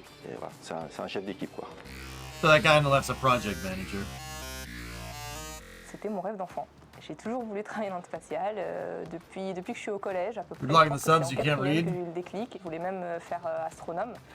Et après, donc mes parents m'ont plutôt incité à me diriger vers des études d'ingénieur. Et par contre, clairement, c'était ingénieur non spatial ou rien. C'était vraiment ça ma vocation. Le mieux, effectivement, c'est de faire une école d'ingénieur. Du moment qu'on est motivé, on y arrive. Majoritairement, c'est quand même des ingénieurs qui travaillent dans ces métiers-là, mais pas que. Il y a quand même effectivement de la communication, il y a de la finance et de la gestion de projet. Ce qui m'a beaucoup plu là, dans ce projet, c'est voir à quel point on arrive à motiver une équipe pour réaliser un objet, on va dire, un peu hors norme, et voir à quel point l'équipe s'est prise au jeu. Il y a tellement de nouveautés dues au fait que c'est le plus gros satellite qu'on ait jamais fait, qu'il a fallu trouver des solutions inédites à certaines problématiques qui sont posées, et ça a motivé les équipes. Pendant toute la phase d'assemblage du satellite, on l'assemble petit à petit, les petits morceaux par petits morceaux, donc il grandit petit à petit, donc c'est comme les enfants, on ne les voit pas trop grandir en fait. Et puis on a un test un peu particulier où on teste le satellite dans une configuration qui est proche de celle qu'il aura en vol. Et pour le faire, on le suspend à plusieurs mètres de hauteur. Et la première fois que vous rentrez là, et que vous levez les yeux et que vous voyez un vaisseau spatial de 9 mètres de long au-dessus de vous, là vous dites waouh, enfin, c'est énorme. Ça fait depuis l'Antiquité que les hommes regardent dans le ciel, ça ne va pas s'arrêter demain. Il y a encore des très grands projets qui s'organisent, aller sur la Lune. Il y a encore de très très grands challenges à réaliser dans le spatial. Je pense vraiment que l'homme est un explorateur et donc ça ne va pas s'arrêter là.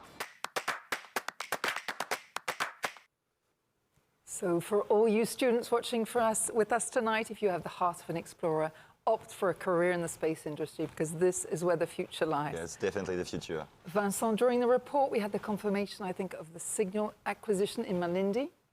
Yes, so we got confirmation that the launcher is now seen by the Malindi ground station, a ground station located in Kenya, so near the equator, in the east of Africa. And this is from this ground station that the spacecraft separation will be from the launcher will be seen. Yes, and we are now only 5 minutes away from the separation of the Eutelsat Connect VHTS satellite. So what will happen between now and then? What are the steps? What are the next steps? In 1 minute and a half, the engine of the upper stage will be cut off. The launcher will be then injected on the spacecraft separation orbit. Extinction de l'ESC. It will enter a ballistic and orientation phase, the aim of which is to prepare the launcher and the spacecraft for the final separation. The spacecraft operation engineers will progressively take control of the satellite, and after different health tests and verification, they will initiate successive maneuvers in order for the spacecraft to reach its final orbit. So once arrived on the geo orbit, the operational life of the spacecraft début de la manœuvre d'orientation could then start for a 15 years lifetime. Okay, so we heard the DDO just announced the start of the orientation maneuver. Can you explain what this means exactly, and how do they manage? Yes, so after injection on the separation orbit, and before the separation of the spacecraft, the launcher is slowly oriented according to the spacecraft needs. An important tilting is done between 150 degrees and 160 degrees, smoothly, with a low rate of 0.8 degrees per second. The duration of this orientation phase is about 4 minutes. These orientation maneuvers are ensured by the attitude control system of the Ariane 5 upper stage. Once the launcher is oriented in the correct orientation, the spacecraft separation is ordered by the upper stage. The clamp band that maintains and secures the spacecraft on top of the launcher is released and opened by a specific pyro activation device, and then the spacecraft is smoothly separated by a relaxation of specific springs. So Vincent, can you tell us how the Ariane Space team operates this maneuver? So this is the work of a whole team. So The different steps of the mission are studied in a very early phase in the frame of the mission analysis and the launch preparation.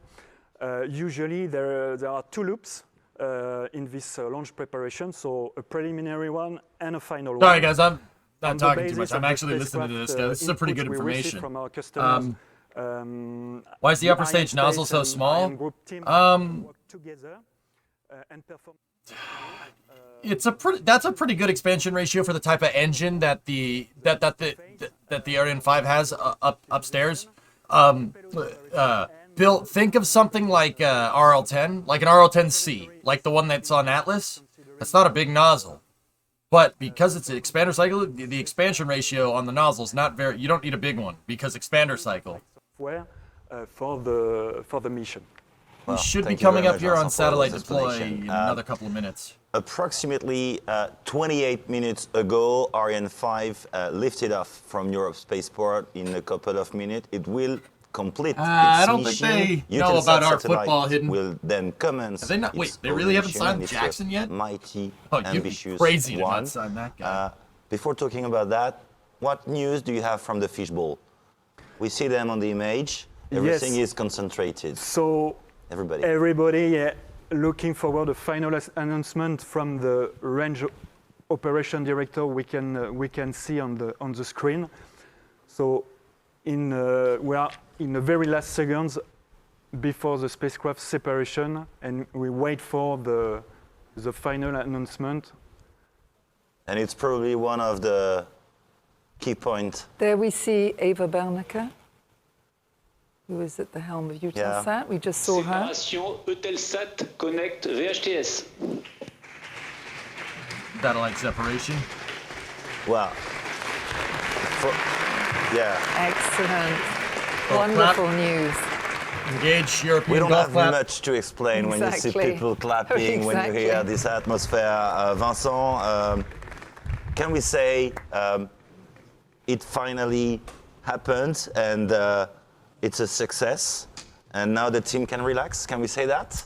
Yes, so all the teams, as you can see, are very happy, so we can relax a little bit. So an important step for the spacecraft is achieved, but it's not fully finished. So on launcher side, the mission continues with the end-of-life maneuvers of the launcher upper stage, so with the objective to reduce the apogee of the orbit. There's the smile. And then avoid any risk of collision with the spacecraft, of course. Okay. See, there's so the smiles. So we've seen on the screen in the fishbowl, we saw Eva Bernecker, who is at the helm of Eutelsat. See, there you go. Hervé That's Doré, normal human who's behavior. head of Thales Alenia Space. Up until His the point, teams though. Obviously designed and built the satellite launch tonight. Yeah. As we in know, a couple of minutes, we will be interviewing them. And this obviously is the culmination of years of work for all teams involved in this project.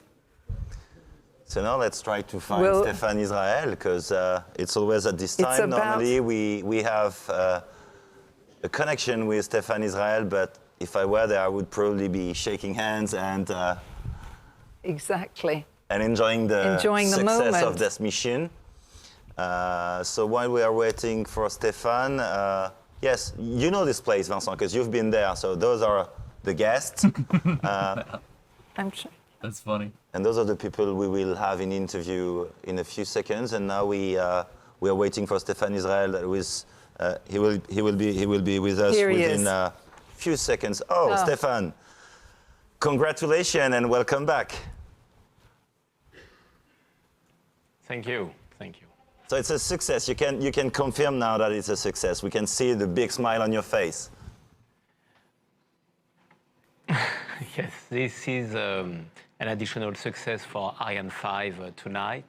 You know, it is the 114th Ariane 5 we have delivered tonight, and we are very happy of this success for our dear customer and partner, Eutelsat, with a satellite, outstanding satellite from Thales Alenia Space. And I really want to thank all the teams who have made this success possible. Ariane Space for sure, our prime contractor and first shareholder, Ariane Group, and all the European team with CNES, ESA, and the industrial team. This is their success, and they can be very proud of what they have achieved tonight. Yes, I'm sure that's a global success, and everybody should be proud. Let me ask you one question. What's next? So, I'm going to Disney World. So wait, our next launch will be different. on board of a Vega, and it will be for Airbus with a 2-Pléiades Neo. It will be the second Vega C, and after the maiden flight, the first Ariane Space is going to operate. It will be 21 of November, and later in December month, we are going to deliver for 2 good old friends of Ariane Space as well, EUMETSAT and Intelsat, and it will be the last Ariane 5 of the year in December. Well, thank you very much, Stéphane. Thank you, and congratulations to all the teams in Kourou. And for those who are watching tonight, be there for the Vega launching, because it's always different images than from Ariane 5. It's always really spectacular. Thank you very much, Stéphane. Thank you very much. Thank you very much, and stay with us, because we don't go away, because we are going to pass the microphone over to Grégory Gavrois of Ariane Space. He will be there with us, and he will have the pleasure. Thank you very much, Stéphane. He will have the pleasure of interviewing the fisheye lens of the fishbowl. Eva Berneke, CEO of Eutelsat, and Hervé Doré, CEO of Thales Alenia Space. But before, this is all the images we want to watch. Whitney, let's watch again the and again. Disney stuff that was Incredible. And even for you, Vincent, it was a nice one. Excuse me. Yes, you're right. So it's... That's nice. What'd you break? Chat, what'd you break? Well, those images are incredible. I said even for you. You broke it! You know this.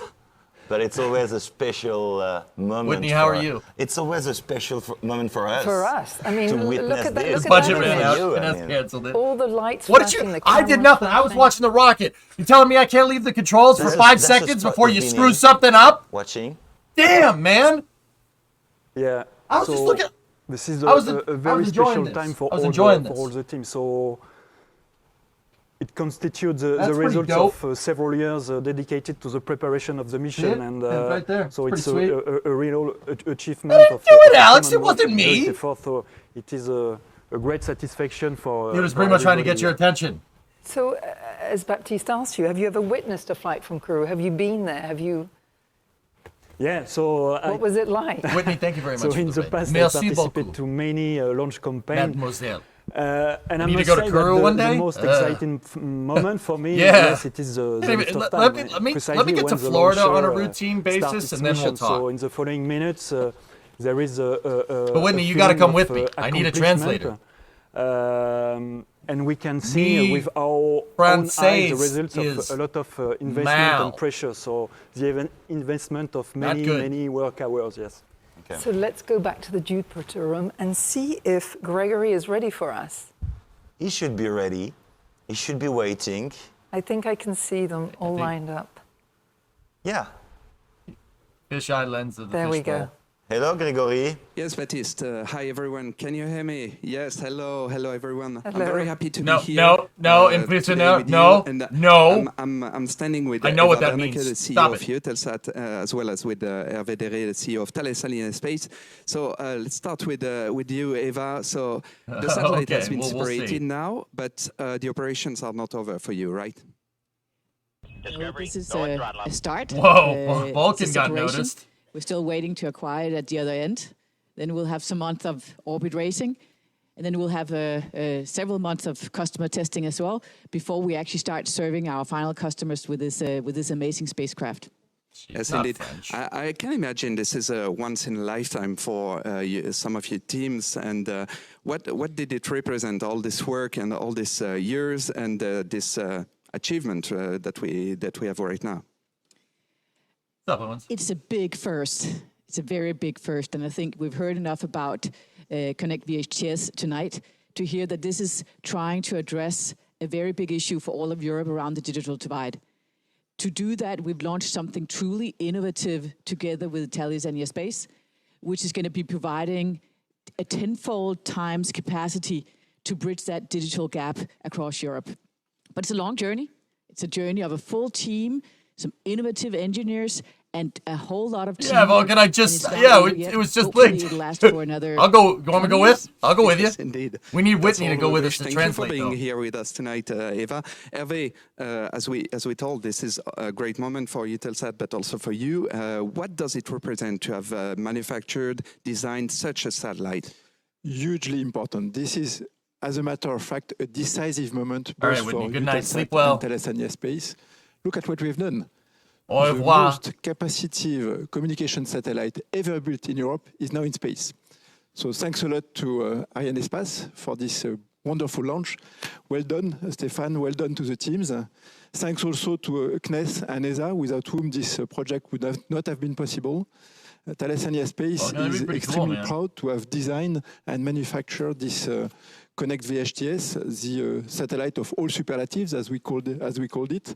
This satellite will deliver broadband connectivity across Europe, Middle East, and North Africa, with a throughput of more than 100 megabits per second per user, which is equivalent to fiber. So this is totally in line with the vision of Thales Alenia Space, Space for Life. Congrats indeed, Hervé. So as Eva mentioned earlier, there is a lot to do now until the satellite will be operated on its final orbit. What about the work that your team will do in the coming maybe days or weeks? So first, before talking about days and weeks, we are talking about minutes, because what we are expecting now is what we call the first cry of our baby, meaning the signal that's going to be emitted from the satellite to the ground, so that our team that is located now in Cannes will be able to... I'm enjoying the atrocious French accent, but I can understand what they're saying. Guys, you gotta remember, where I'm from, in the northeast part of the U.S., is in pretty close proximity to Quebec and Montreal. This is nothing new for me. There's French people all around. Yeah, no problem. Will also doesn't bother me. distribute And Poutine's amazing, the service for Connect VHTS, especially or notably for governmental customers. Thank you very much, Hervé Derré, CEO of Thales Alenia Space. Thank you very much again, Eva Berneke, CEO of Eutelsat. We wish now the best to Eutelsat Connect VHTS and a long life to it. Back to you, Emma and Baptiste. Thank you very much, Grégory. And we'll probably be back to you a little bit later because you're waiting for Philippe Baptiste, CEO of the CNES. Now we can say, Vincent, mission completed. Yes, mission completed for Ariane 5. A perfect launch tonight for a new success for our launcher. So we can wish a long life to Eutelsat Connect VHTS. And let's enjoy another replay because it's... Send it! Always a great time. Always a great pleasure to see it go up. Yeah, baby! And that was 40 minutes ago. Very nice. Very nice. So 40 minutes ago, and now the satellite is already released. Isn't it amazing? Amazing. All that happened in such... Yeah, 40 minutes. Time. Only 40 minutes ago. Rocket. Nice rocket. Space. Nice rocket. Look at that clear night. Very good. Very good. Clear skies. People on their phones. What more could you want in 2022? Too real? Too real? Okay, too real. All right. Can everyone? The launch was sweet, though. Can everyone assist at this liftoff? I mean, I guess you can't be on the launch pad, but I suppose you could be on the beach, the Pampoon beach. Yes, nearby. you can. There is different. Can I just say something here real quick? All right, guys, everyone should go and see a rocket launch. If you think this stuff is even remotely cool, find the time to go and watch a rocket launch. With that being said, your first rocket launch from T-minus 5 minutes all the way until the launch vehicle goes out of sight, put your phone in your pocket. You want to remember the first one. Trust me. Trust me on this one. I've seen many rocket launches. And anybody here that has, like Vulcan, if you're still here, anybody here that has seen more rocket launches, like rocket launches in real life, you know exactly what I'm talking about. Filming it on your phone makes it suck. It's not nearly as cool. So if you ever go and see a rocket launch, it doesn't matter if you go down to Kourou, or you go to Cape Canaveral, or you go Vandenberg, put your phone in your freaking pocket and just enjoy the moment. Trust me on this one. You'll thank me later. Part of the team who make this launch tonight a Wallops. success Yep, is the CNES, the French Space Agency. And I'm standing here with its president, Mr. Philippe Baptiste. So it's a great success to you. I think not only about what CNES does the right on thing to launch do, Alex. and preparation of launch, but also on the satellite, right? Boca Chica in the future. Thank you very much. Yes, it's a great success, and congratulations, of course, to Eutelsat and to Ariane Space for this great launch. I am very proud not only for the launch base, I mean, and I want to also to thank very much all the teams that have been working on this launch, and including also Get up on top of one of the hills. Guyane, who have been really securing the base and working very hard to make this happen. But on top of that, I want to stress that we had the opportunity to work a lot with Thales Alenia Space on the payload, on the satellite itself, with a lot of R&D programs that have been led over the last few years. For more than 250 million euros, financed by CNES and by Secrétariat Général pour l'Investissement. So it's really a huge investment in terms of R&D for the payload, and it's a great achievement, I think, for Eutelsat, but also for Europe, because of this of bridging this connectivity gap, digital gaps that we still have in some parts of Europe, and it's really a great achievement for all. Thank you very much, Philippe Baptiste. This is indeed a great achievement and a great mission that is starting right now. A few minutes now before we wait for the acquisition of the satellite. Thank you very much. Back to you, Paris, and have a good night. Thank you. Well, thank you, Vincent, for being with us today. Thank you, Baptiste, and congratulations to everyone at Ariane Space Ariane Group, European Space Agency, and at Europe Spaceport for making this launch happen. Yeah, thank you for all the teams working with us, all the teams working here in Kourou. Thank you, Vincent. It was a pleasure being with you. Okay, I see what's going on here. The reason why this quality looks terrible is because the encoder can't handle the TV screen behind them moving. It's not interlaced, the encoder's taking a dump. Like, look at around Baptiste's head right there. You see how it's all blurry? Compared to like me, see I can do this and it doesn't freak out. See what I'm talking about? That screen isn't playing well with the encoder. Literally change the refresh rate on the... Change the refresh rate on that screen in the background, it'll fix that problem.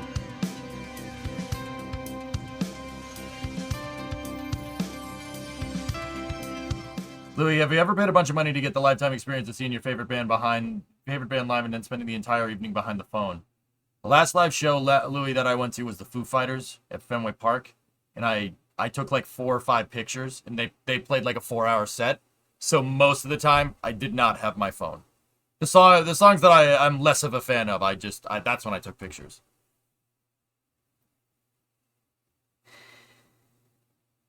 But yeah, great. Road to Space has gotten a lot better. I will say, Road to Space is a lot better than it was. The first cast that they did was them talking, and then they never showed the rocket. But that was actually pretty good. Last band I saw was Disturbed. Good call, man. Good call. Nice.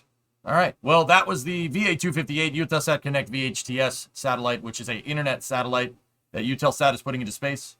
The tracking shot was sweet. What, this tracking shot right there?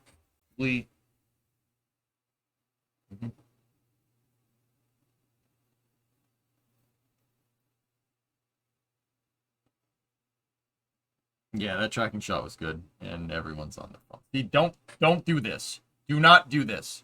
There will be plenty of footage of the moment, and you don't need to prove to anybody that you were there. Just watch the damn launch. All right, don't do this. Trust me on that one. Your first rocket launch. Put your phone in your pocket. Take a picture of yourself at the launch, take a selfie, and then put it in your pocket. And then just enjoy it. Because it's wild. You've never seen anything like it.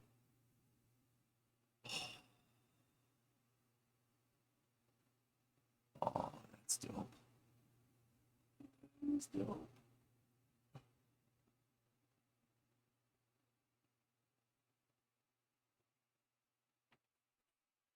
What about binoculars?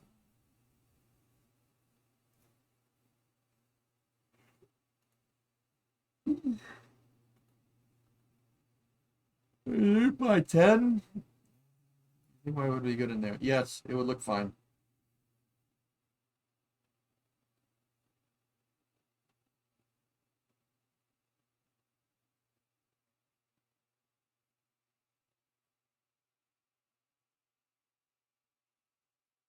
Not just about the rug. I don't like the design, to be 100% honest with you.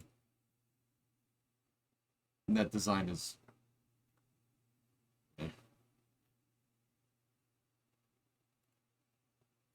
What's next? Well, we'll go back into space news here. We got some stuff to talk about.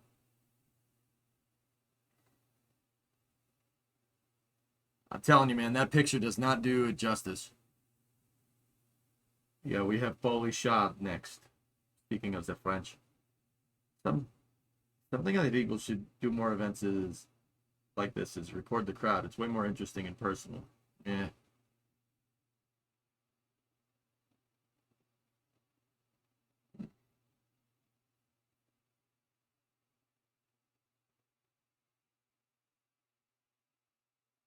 This track was money, dude. That was one of the best tracks I've seen in a good while.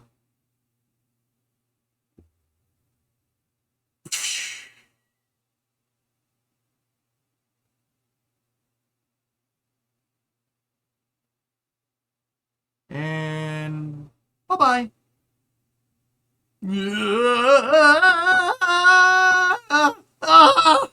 They've gone to plan.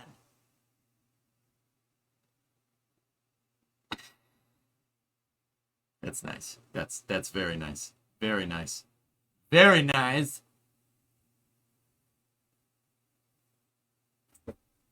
Oh, live umbilical shot. Very nice. This is for EJ. Thanks, Johnny. Yep. All right, guys. Well, that's going to do it for the VA258 cast. Very good.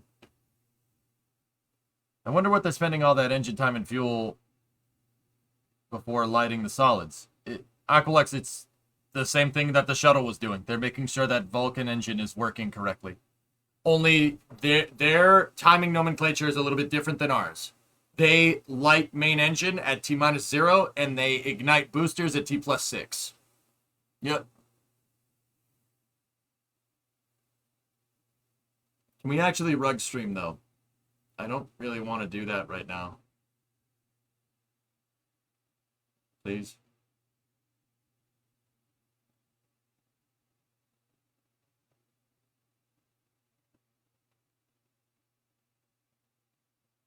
We got to figure it out, though. Yeah.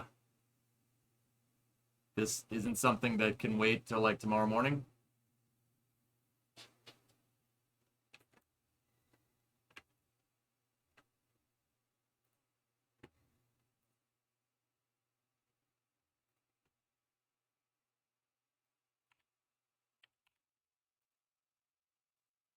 You can play Rug G.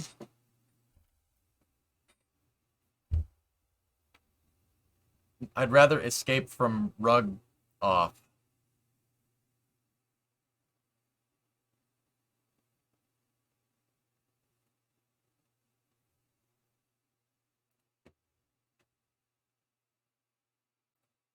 Okay. All right. Okay, so back into space news. We have a video coming from Sierra Space here. All right, let's see what we got.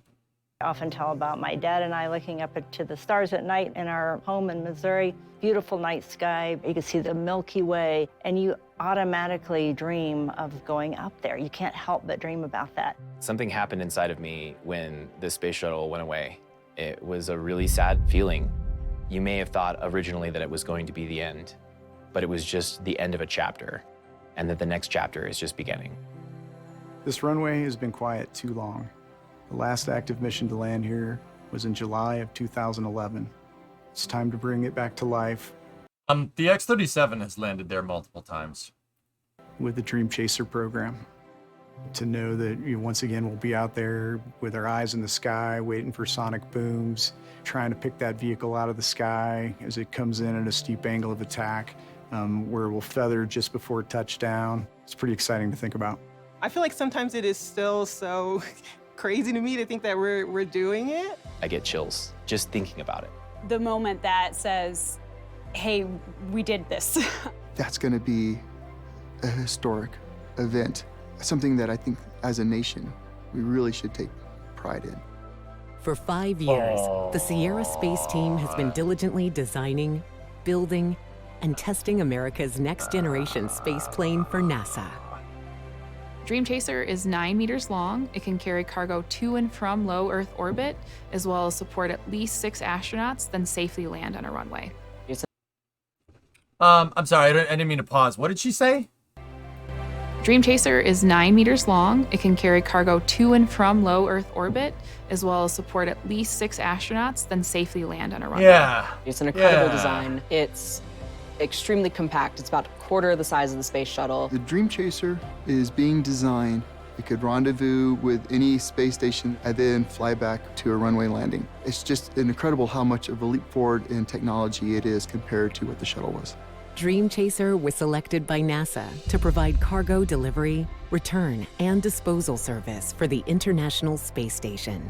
Space exploration is really hard. How do we lead the effort, be a pioneer? How do we unite space exploration with Earth advancement? I think tenacity sums up the embodiment of what it means to push forward in light of challenges in order to do something great. Without the ups and downs, Dream Chaser wouldn't be where it is today. We struggled at the beginning trying to figure out things that'll work, but because we stuck together and we worked really hard, it's just more opportunity for us to grow and to get better. We put our heart and soul into this. With hard work, it's something achievable. All the challenges that you've had along the way, all the pain and tribulations and long nights and things that you've given up, it was all worth it. This, of all dreams, is the dream worth chasing. Dream Chaser is the vehicle of the future. Its potential will unlock so many solutions to the challenges that lie ahead as a human race. It's going to change everything. At Sierra Space, our mission this year is tenacity. And it's also our culture. It takes shared vision and tenacious work to design smart solutions, from the largest component to the smallest subsystem. We're working very hard to make this vehicle reality. It's 3 shifts a day, 7 days a week. The people working on this project are some of the smartest, most capable, most passionate people that I will ever encounter in my life. Today we're working on the pressurization of the cabin of the vehicle. And this is important because while we're on station, we don't want to lose pressure that could cause hazardous environments for the astronauts. I've been working on this piece of hardware that helps the Dream Chaser separate from the cargo module, and nothing is going to be more rewarding than seeing that come back into Earth successfully. Tenacity is the name of the first space plane of many in our fleet. But it's also more than that. It's how we all work together to make dreams worth chasing real. The energy that you feel when you walk in the building is infectious. I think what sets us apart is it's really the people that we're able to attract and to bring on board to bring our products to light. I feel extremely fortunate. I say to my crew all the time, there are 7.9 billion people on this planet. How many are getting to be able to spend their days building space planes? I don't think I've ever been on teams before where we get this much done. Every day I create things that people are going to be in awe of, products that are going to change the history of humanity. That is something that kind of shakes me to the core. It's overwhelming because I've seen it when it was like drawings. So to see it like in real life, I'm like, wow, guys, we're actually doing this. I'm creating technology that will directly impact how people live in space in the future. It's like working at Apple before they created the iPhone. That's all I ever wanted, to use my skills to make an iPhone and my time here on Earth to make the world a better place. 1 decade. Sorry. 10 Dream Chasers. Over 100 missions. That's the goal. When I come to work every day and I see Tenacity being built, I think about all of the discoveries that she's going to make and how much it's going to impact our kids' lives in the future. The work we're doing today here on Dream Chaser is going to foster the next generation of explorers and people who question the why and look for the next solution and keep that sense of wonder and what is next and what could be. Somebody's got to start with the impossible. We have a dream, and tenacity is how dreams are made real. Actually a really good video.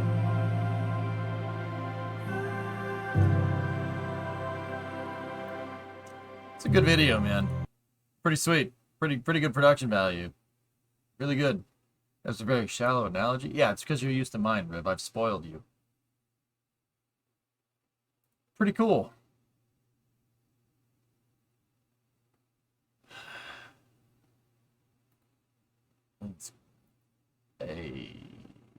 Actually, fellas, I know some folks over at Sierra Space. If you're in Colorado and you actually want to work on a spacecraft and you don't suck at working with your hands, I might be able to get you an audience. I'm serious. Front of that looks like an LL Bean boot. It'll look better when it has the TPS fully installed. But yeah, I know what you mean. Lifting bodies, dude. So Dream Chaser is it's a lifting body. So think airplane. Picture an airplane in your mind. So picture something like the space shuttle, right? Except instead of having the wings out on the side, the wings are on the bottom. The whole bottom of this is the wing. And all these are the stabilizers that you get with an airplane, right? Same idea. So the elevators, and then the rudder.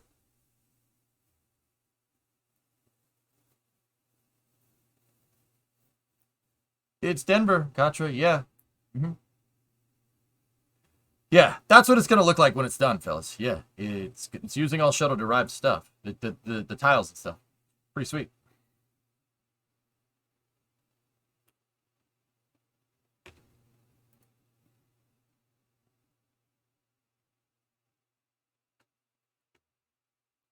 Am I missing something, or does it not have windows? The uncrewed versions will not have windows, Aqualux, but the uncrewed and crewed version of Dream Chaser share 95% part commonality, i.e., this one is going to be an uncrewed variant, but they could make crew variants in the future. It can, Tycon. Yes, it could. It's going to start with uncrewed resupplies. Actually, guys, Dream Chaser is pretty freaking cool. They showed the stuff that I think is really cool about it, but they never actually explained what it did. To be 100% honest with you, I think that was more of a thing about the the social components to building a spacecraft as opposed to the actual technical components. So this thing that basically looks like an upside down trash can, that thing. So that's Shooting Star. That's a guy. That's Shooting Star right there. Shooting Star is it's a pressurized service module for Dream Chaser. But in the way if you look at the Apollo service module carrying propulsion. Shooting Star doesn't have actually propulsion. It's more like an airlock that rides on the back of Dream Chaser when it flies. So if you look, that's Shooting Star. And what Shooting Star basically is, it's basically a mini space station. The cool thing about it is that it can detach and become its own space station with habitable internal volume. I mean, the thing's pretty big. Dream Chaser can separate from that, and it basically can become its own space station. Dream Chaser will obviously come back down. And then the second part of that is that, I can't prove this part, but I would imagine that this design functionality is already there. There is a docking port right here. Dream Chaser has an NDS-derived docking port on the bottom. So NASA design standard docking port on the bottom, similar to Dragon or Starliner. Shooting Star has a common berthing mechanism. That's CBM on the back, so it's CBM to NDS, meaning that this could be a docking adapter to a future space station. It could be like a pressurized mating adapter, the same thing that Dragon and Starliner dock to. So not only is this thing carrying an insane amount of up cargo, and it has an insane amount of down mass capability, but it can also basically build space stations. It can bring up more airlocks. And then also, because this can serve as a standalone pressurized segment, this is an airlock that's good for extravehicular activity. So if you have a crewed version in the future, you have an airlock. You can go outside.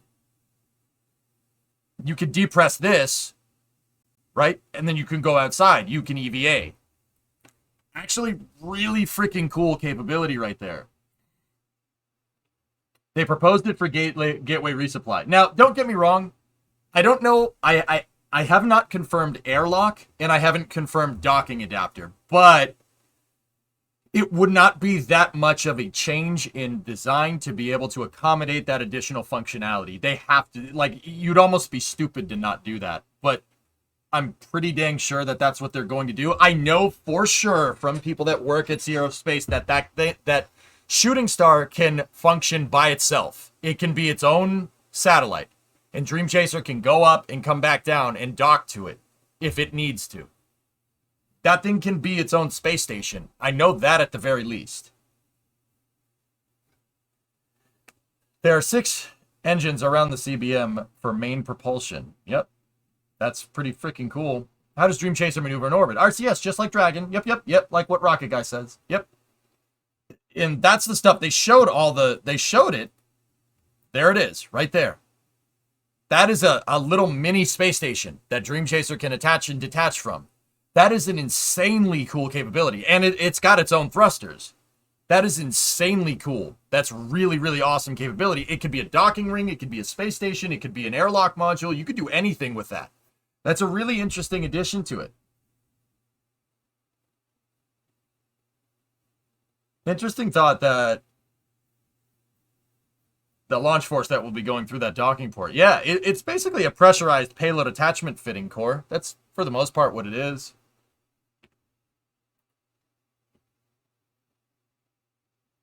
Nope, we don't show gore on here, Forge. Thank you very much. But yeah, that's a really cool video from those guys. Oh.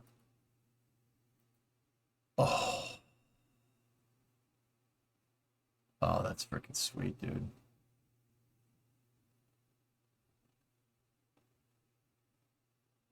It could be, yeah, you could use it as an escape. Yeah, you could use it as an escape vessel, just like Dragon or Starliner, but still, yeah, very cool.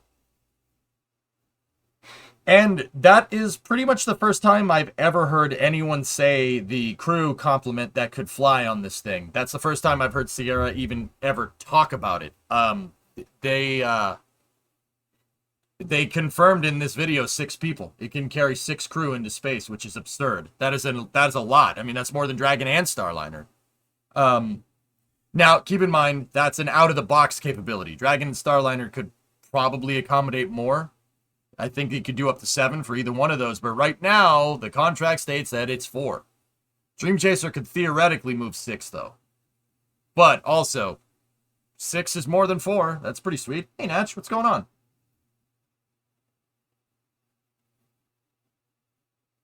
Yeah, that's really, really neat. Really freaking cool spacecraft. Yeah. Lifting body.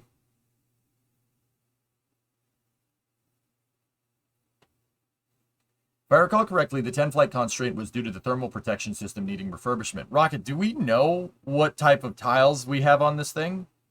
What are we talking about here? Those look like tough rock. That looks like tough rock. The same kind of tiles that the it's a similar tile to the X-37B and subsequently like Starship. So are they planning on slapping this thing on the side of SLS to launch it? No, Vulcan will use this thing.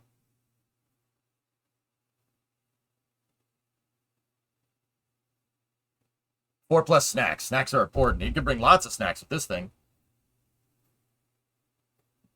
I think it's in-house, Jim, but I'm not sure. I would expect Tough Rock based off of their USAF collabs. That looks like Tough Rock. The cream filling, so to speak, behind the tile it's a cilia fiber. Yeah, that's Tough Rock. That's like Mark II shuttle tiles, which are pretty sweet. If man-rated, what's the abort mode? The orbiter maneuvering system should be able to get them away. Aqualux, yeah.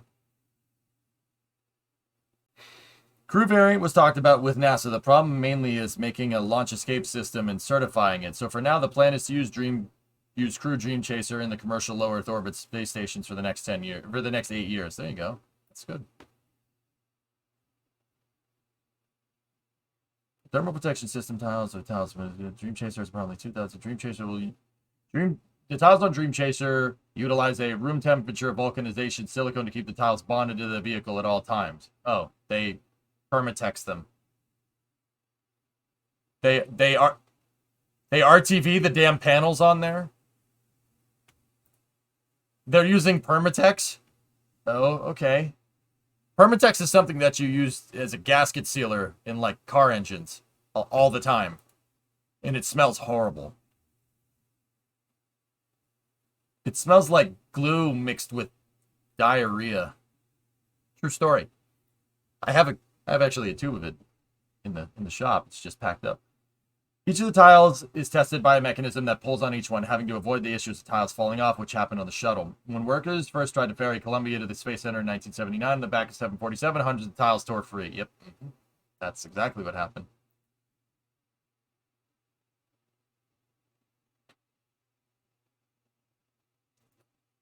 Yeah, that looks like cilia, but I mean, you could have a cilia back and you could RTV to that.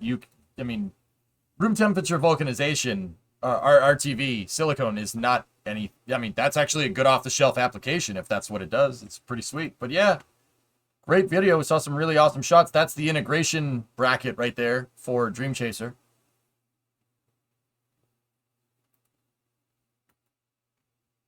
What a shot. That face when you know somebody in this picture.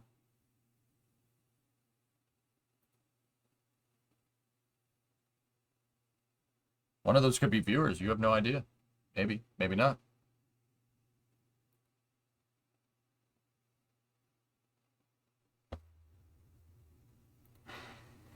Actually, most likely that guy, one of the guys in that kind of looks like the guy that I know there. But yeah.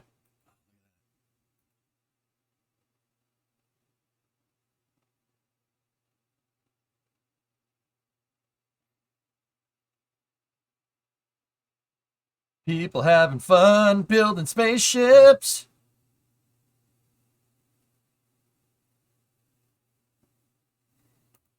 Oh, that's cool. That's pretty freaking cool, man. Look at how thin those tiles are up on the top. Guarantee you the ones down low are going to be a little bit thicker, but yeah, that's pretty sweet. Tenacity is looking really good.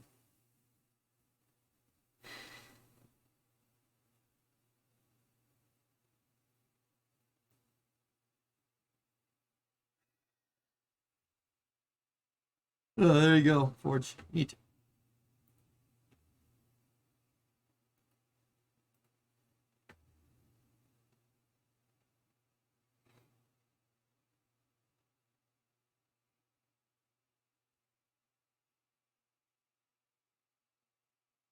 Look at that thing, man. That's pretty freaking cool.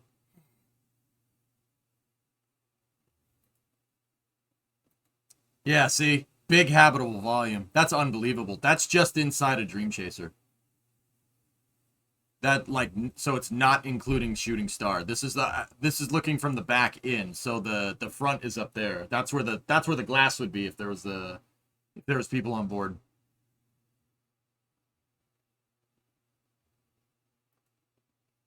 Yeah, the reason why I'm pausing through the video is because it's seeing a lot of stuff that I haven't seen before.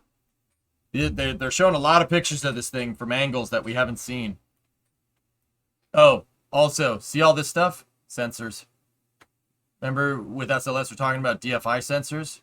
Developmental flight instrumentation? There you go. Also, another problem that they have is they can't kill thrust. They can't offer thrust kill command on Vulcan since it has solids. I guess in the future, she will launch on New Blend for a crew variant. You don't need a VC2 Vulcan to launch this thing, Forge. Just Vulcan. Vulcan will get it into space, no problem.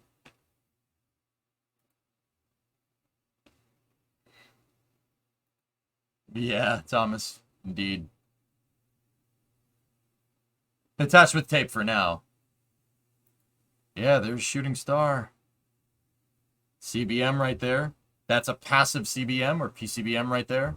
NASA, that's a space station module adapter. So a common berthing mechanism is basically a docking port that has no automated docking system. It needs to be attached to something that'll maneuver it in place, or it needs to be put in place with a remote manipulator.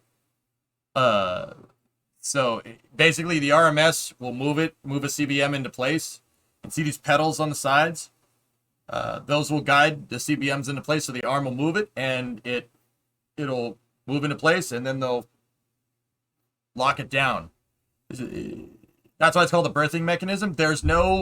On ships that need to be berthed to the ISS, they need to use either something that's tugging them around, or they need to use the RMS. Dream Chaser launches on VC4. Oh.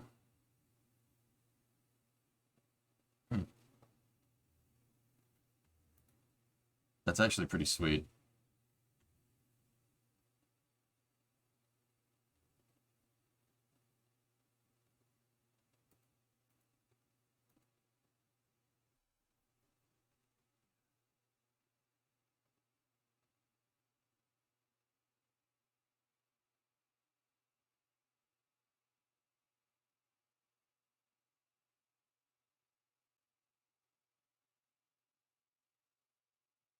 That thing's almost done, guys. They wouldn't be putting tiles on it if it wasn't near finished. That's really cool. It looks like a slipper. Yeah, lifting bodies.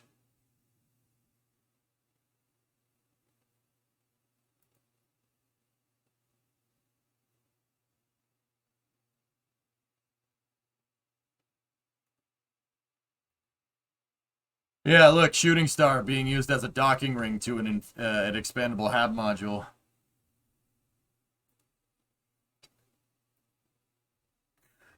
Yeah, Rocky got with you on that one.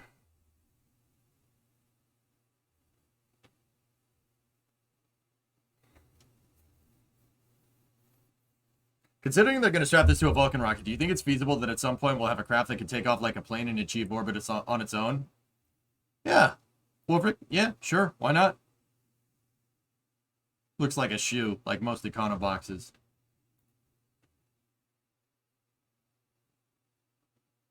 Space Shuttle was better. Oh, God, I'm sorry. I'm sorry. It was, but this is cool. This is cool. But this is Shuttle at home, all right? Mom, can we have the Space Shuttle back? No, you can't have it. We have a Space Shuttle at home. Space Shuttle at home. Space Shuttle. Hello, Arnok. Some more information from SNC about why they need a no-solid rocket Dream Chaser variant. Now, let's take a look. But either way, it's cool to see Dream Chaser. It's cool to see Dream Chaser fly. Let's see. What do we got here? The one at home is in a museum.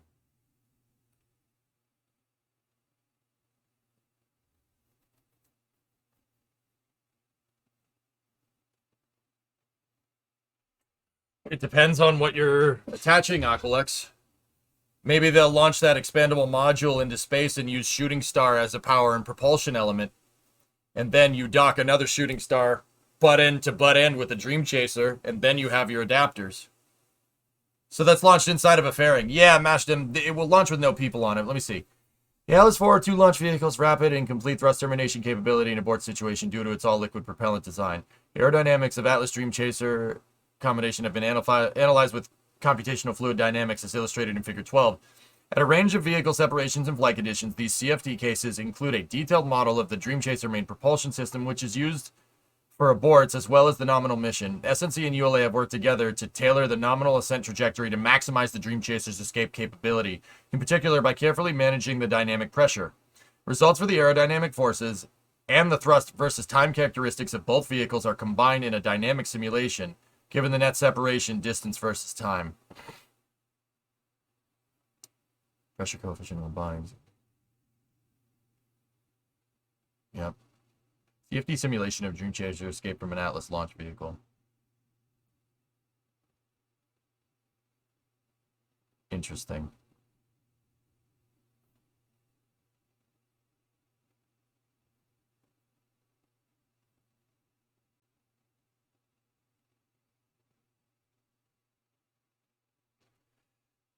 They could always, Hell Hydra, you could always incorporate that adapter into Shooting Star. That's possible. Interesting nonetheless.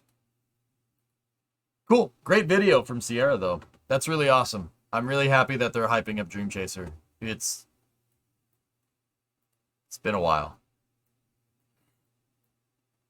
So, see what else is going on around spaceflight. You can see two hybrid abort motors flow interaction. Yeah, I know.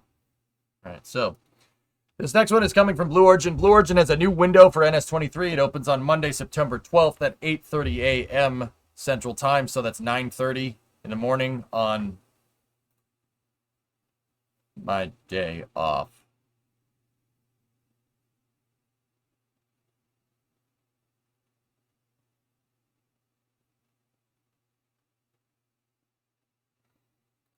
Okay. Okay, then.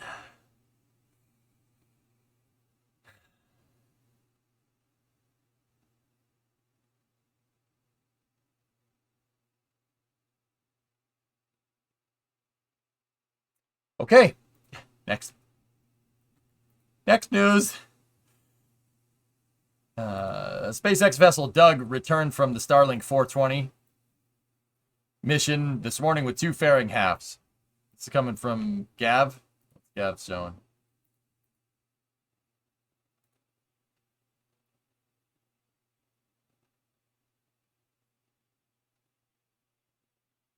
And yet you wonder why I asked about rugs during the stream. Don't be opportunistic, woman. How dare you? I don't do this to you when you're in a meeting. Its name is Doug. Yeah, MGB. The 2 SpaceX fairing recovery and support vessels are named Bob and Doug. See, it has 2 fairing halves on it.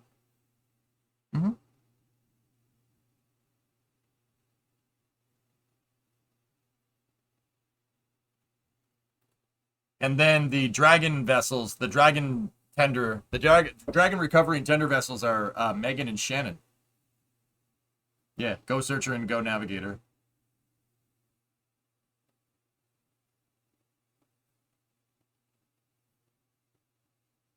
Bob and Doug McKenzie. Yeah. Nice. Good reference. Pezzy, that's also a very strange reference. Not even mentioning the flag? All right, Thomas. Let's see how many people snap to when I mention the flag, right? And let's see how many people say American flag. Let's see. Ready? We'll wait a second just to make sure.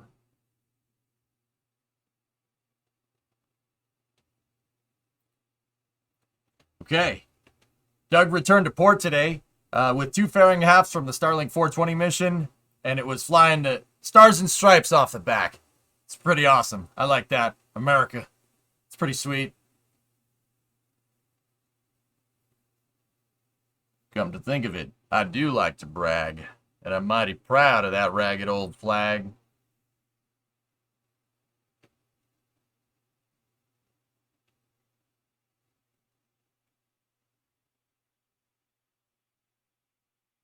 It is, isn't it? Nice flag.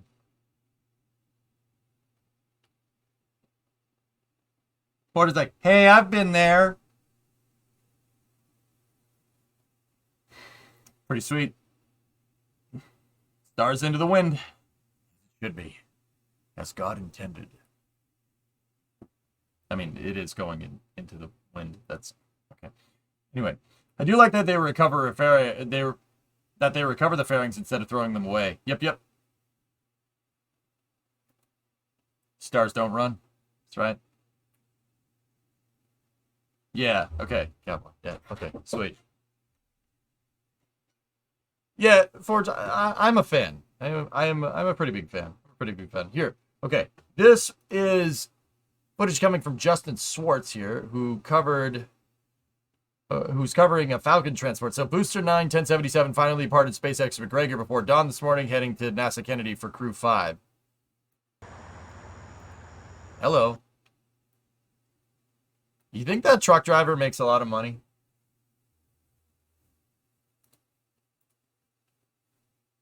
That's pretty sweet. Crew 5 on the books, baby. And it wouldn't be Texas without a lifted truck with obnoxious offset rims. See, chat. You could have a truck like that that looks like it's about to collapse under its own weight because of heinous tire offset. Or you could have a Chad tier truck with just steelies on it. Like that one right there. Or that one in front of it. Seriously though, look at the offset. What are you gonna do with that? What are you gonna do with that? Yes, I want to take all the utility out of this utility vehicle, and make it, you know, give it tires that make it do all those things that it was originally designed for, but a lot worse. Ugh. Ugh. Ugh. How much would he get? Would he compensate for insecurities? How much would he? I don't know, man. I can't stand the offset like that. It looks like a toy. Did it have a drop hitch? I don't know. I noticed this. I noticed Duramax bros do that. What is this? What are you supposed to do with it? I'm judging. I'm judging. You could call me a piece of crap. I'm judging. I'm sorry. I'm judging. You don't do any truck things with that truck. Don't lie. You don't do any truck things with that. What are you gonna do with a half-ton quad cab short bed? Get out of here. That ain't no truck. You don't know how to truck. Yeah, man, right? It isn't yours. Don't worry about it. Fair. But also, rocket booster. What's your opinion on dualies? Awesome. I like that F450 dually right there. That's pretty sweet, considering that thing could probably pull Falcon 9. Yeah, sure. Pretty awesome. Please read my last. I need reinforcement. EJ, a friend of mine is telling me that the shuttle was cut because it was inefficient. Please help me. Sure, Riv. Inefficient at what? Moving people into space? I'm pretty sure the shuttle's moved more than any other vehicle by a long shot into space. Yeah. Easily over 1,000 people. That's more than any other launch vehicle. That's more than every other launch vehicle combined, actually. So what is it inefficient at? Moving cargo into space? It moves as much as a Delta IV Heavy into space. Every launch. And 7 people on top of it. What is exactly inefficient about it?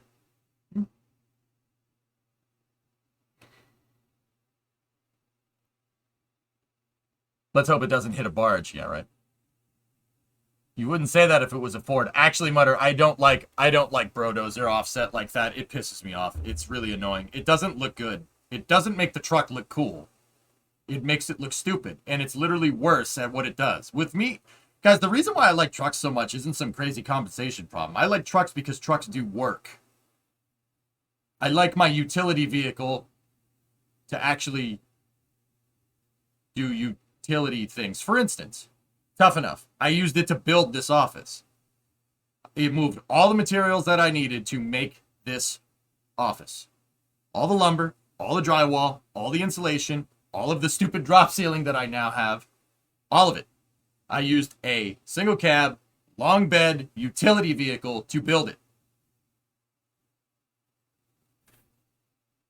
When you do that to a truck, you take all the things that it's good at and you make it do those things a lot worse. Sorry. You could call me, I'm judging. You could call me a piece of trash. That's fine. I probably am. At once? Actually, no. It was 2 or 3 trips, Wick, but I could probably move all of it at once. Yeah, I could pull all of that. Sure, no problem. It would be stacked up in the bed like crazy, but yeah, you could probably do that.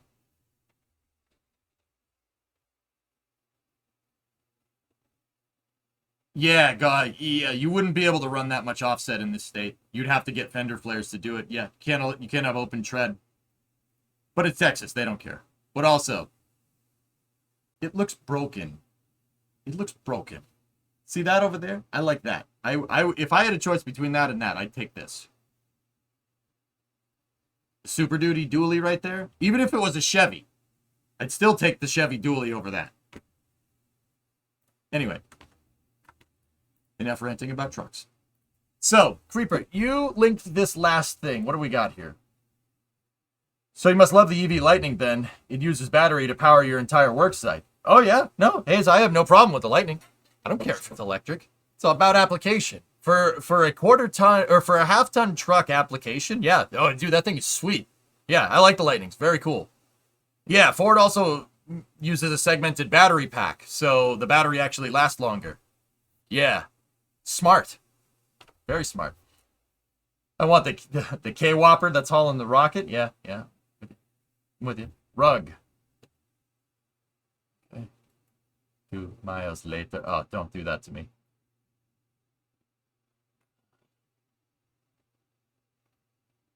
Yeah, Primo, that it looks like pie, to be honest with you. Yeah, that looks like pie. It looks like you took the top of a pie and tried to make a rug out of it. Like seriously, look at this. Look at this. The top of it straight up looks like apple pie. If it was that color. This looks like pie.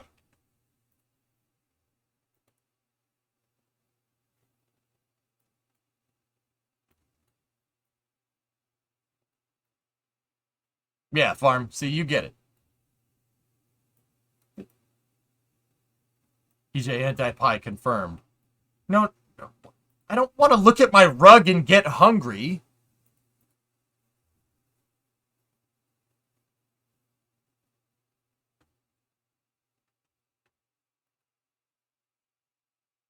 That rug has a picture of a Raptor engine on it. Would that be okay?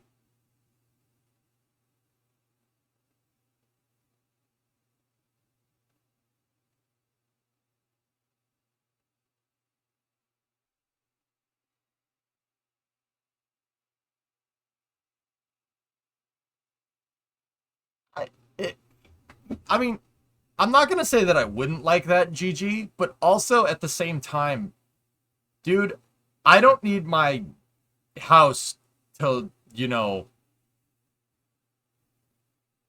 like, I don't need to have NASA posters all over my house. Like, if you walked into my house right now, you wouldn't know I was a spaceflight fan. I kind of like that. I kind of keep it that way on purpose. Because, yeah. If you're a spaceflight nerd, you kind of ease people into that one, I found. Yeah. Ease people into it, or else they'll think you're a wacko very, very quickly. Yeah.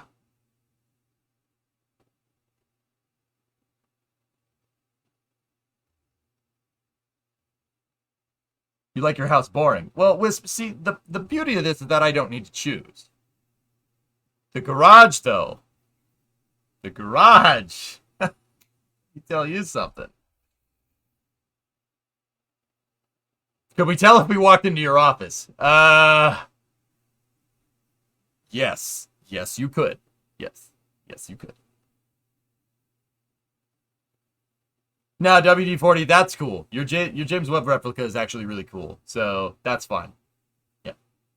But I don't, yeah, guys, if you just, like, saw me, I wouldn't, you wouldn't be like, oh, yeah, oh, that guy likes spaceflight. I don't wear the NASA hat outside and stuff, because, like, if I'm, like, I'll be honest, like, okay, 2 things, all right? 2 things. If I wear this around, people will ask me about NASA things, okay?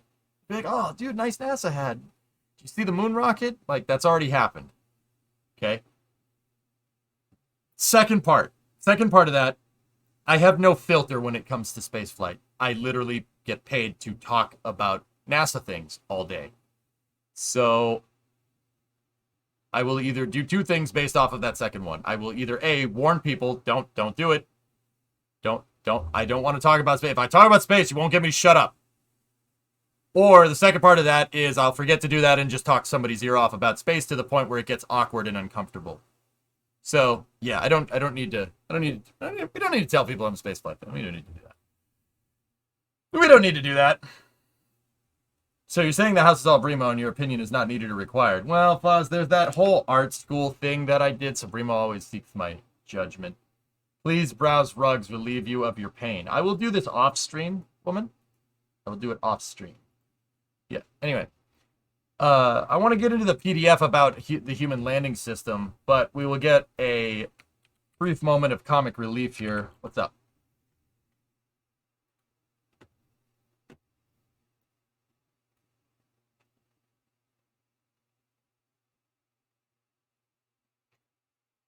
Okay, per a source, NASA has certified the SLS rocket for just 2 more rollouts from the VAB. So if they were to roll back to the VAB this month and then back to the pad, they would have just 1 round trip left.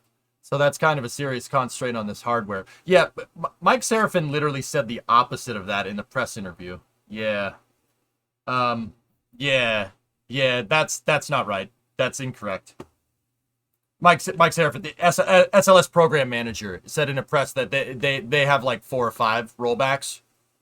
Yeah, rollbacks fatigue the vehicle for SLS guys. That's why they're fixing it on the pad right now. Yeah. Why stream Space News or just chatting if you could just stream rug shopping? Yeah, I know. I don't have to worry about that, EJ. I can never tell if I'm talking someone's ear off or they just don't, or talking someone's ear off so I just don't worry about it. No, Aqualex, if you want to maintain relationships with people, yeah, you kind of have to notice. But see, here, that works for me. You know what I'm saying? Jet SpaceX could roll starships every day. Yeah, sure. Yeah, Mike Seraphin said that. Actually, I don't know if it was Mike Seraphin. I think it was John Honeycutt said they had more rolls. They had more. It was more than 2, if I'm recalling correctly from the presser. So I would immediately disregard that, and your moment of Space News comic relief is over. Let's check out this PDF. This is a PDF that is for the 73rd IAC, which is the International Astronautical Congress. IAC is like CES, but for spaceflight stuff. So Consumer Electronics Show is CES. So it's like showing off all the crazy stuff that everybody's doing in space. So this one is about human landing system, initial human landing system.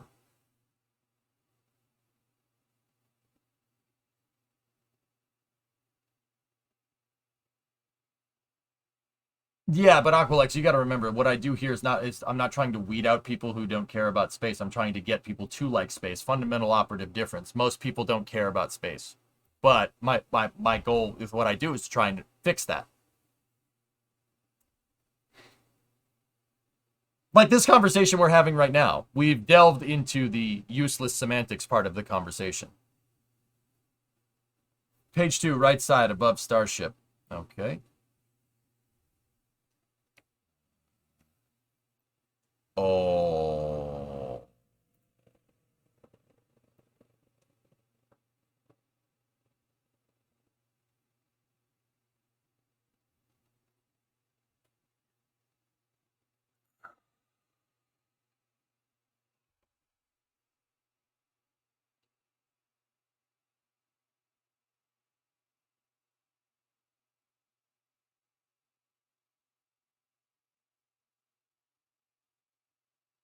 Where do the batteries go?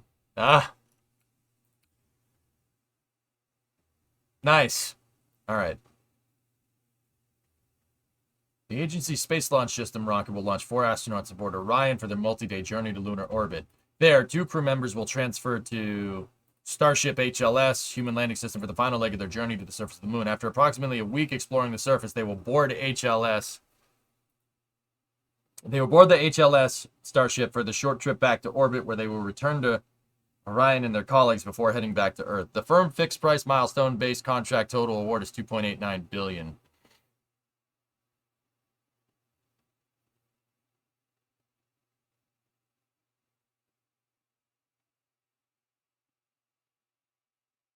Is that height to scale? Yeah, looks it. So this is the first time we're hearing about the storage depot and booster.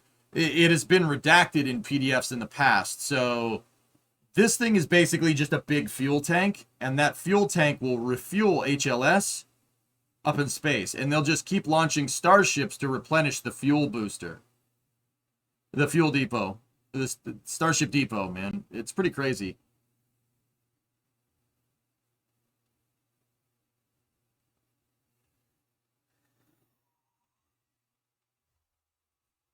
SpaceX intends to utilize 3 variants of the Starship concept to support returning humans to the surface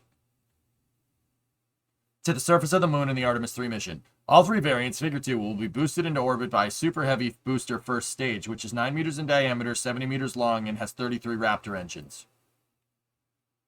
The 3 Starship variants will be utilized for Artemis 3 are tanker starships to transport propellant. Yep, there's the tanker ship, booster ship, and then HLS. The fuel depot will be in low Earth orbit, Game Coder.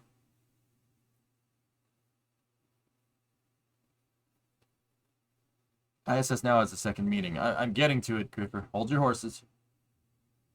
A21s. Okay, that's SN15.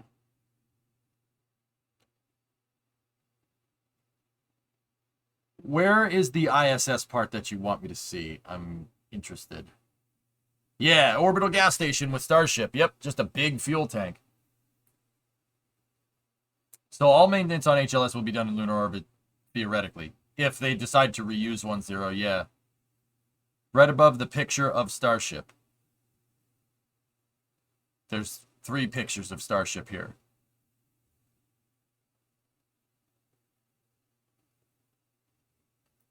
ISS is Integrated Starship System. Ah, okay.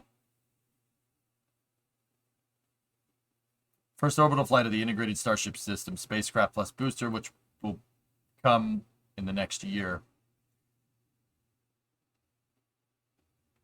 Under the proposed Artemis 3 HLS Starship mission architecture, a Super Heavy booster will deliver the depot Starship to Earth orbit. This will be followed by several flights of tanker starships, which will deliver mission-critical methane and oxygen propellants to the depot.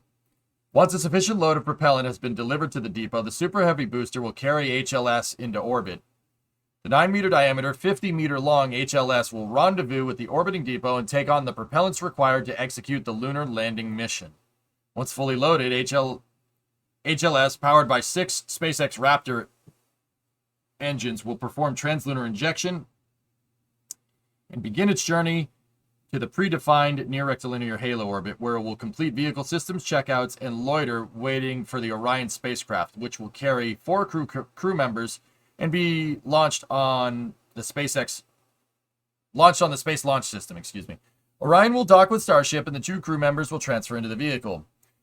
With crew on board, HLS will undock from Orion, deorbit, and conduct a landing near the moon's south pole. The crew may conduct multiple extravehicular EVAs, and after several days on the surface, HLS will ascend back to rectilinear halo orbit and rendezvous with Orion. Once the crew transfers back to Orion, HLS will undock and complete its disposal. At this point, the NASA mission with Starship will be complete, and Orion will then carry the crew safely back to Earth. The Artemis 3 HLS concept of operations is depicted in Figure 4.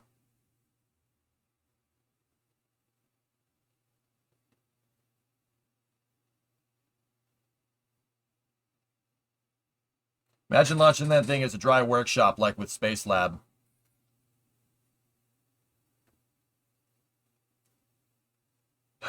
Yeah. I mean, Starship architecture is amazing, dude. Like, guys, look, I don't mean to agree or give any of the freaking fanboys credit, but there's a reason why SpaceX has so many fanboys. That's so damn cool. Depot ships, man. Now, Aqualex, I'll do you one better. I'll do you one better. Here.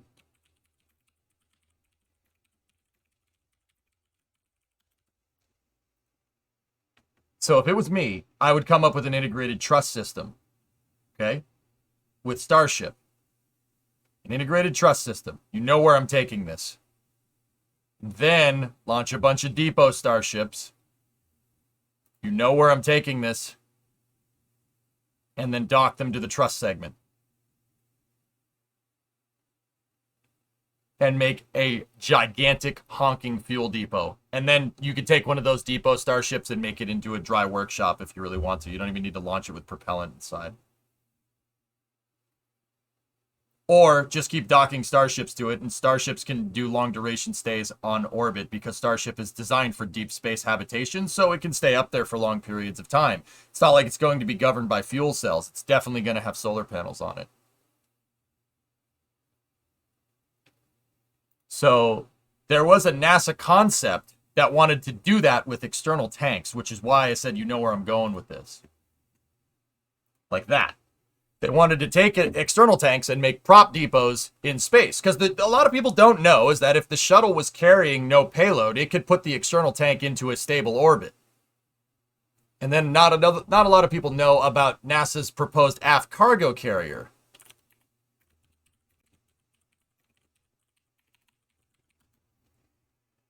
The aft cargo carrier is basically a payload fairing that rides on the back of the external tank boat tail style, kind of somewhat analogous to SLS's main propulsion system minus all the plumbing, right?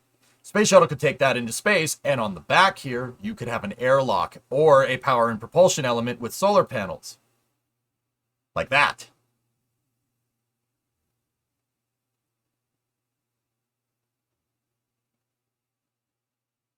Can I get that PDF, please? Thomas has got you. But Shelby happened. Richard Shelby has nothing to do with it, Forge. Stop listening to Eric Berger. He has no idea what he's talking about. I can successfully say that with pretty high confidence, considering he asked how much gaseous hydrogen is leaking on SLS the other day. He asked how if you're leaking so much hydrogen, if I had a bucket underneath the fuel line, how much would the bucket fill up? Not realizing that liquid hydrogen doesn't leak. Gaseous hydrogen leaks. You can't put gas in a bucket, especially hydrogen gas. You don't quantify gas like that, but he doesn't know the difference. Go figure. I would not listen to anything he has to say, to be honest. I have a bucket full of gas right now. Yeah, you know what we call that, Acton? A toilet. Do you understand the analogy?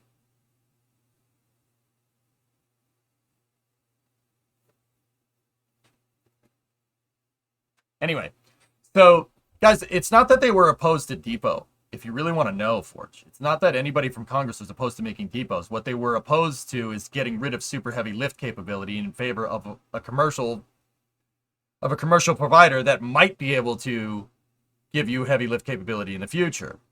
But that it's not explained that way, because why would people be truthful, right?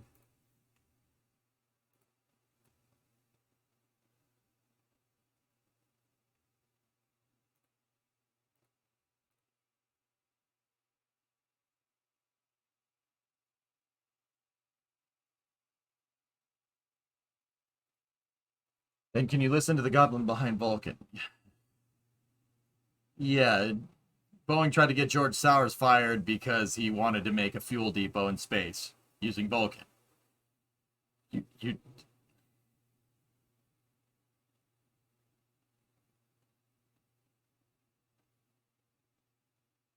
Yeah, I understand you. They didn't want SLS to die. It's not that they didn't want SLS to die. It turns out when Congress wants to do something like Constellation and somebody threatens to pull the plug on the entire NASA human spaceflight program, you're going to piss a couple people off. Yeah, you're going to piss like a lot of people. Yeah.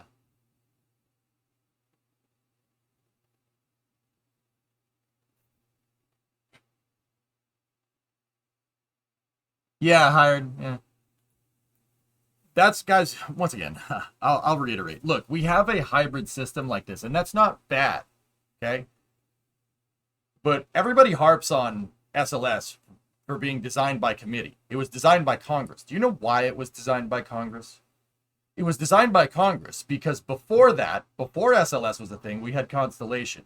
And Constellation was basically a program where NASA was in charge of the architecture, and the goals were mandated by law.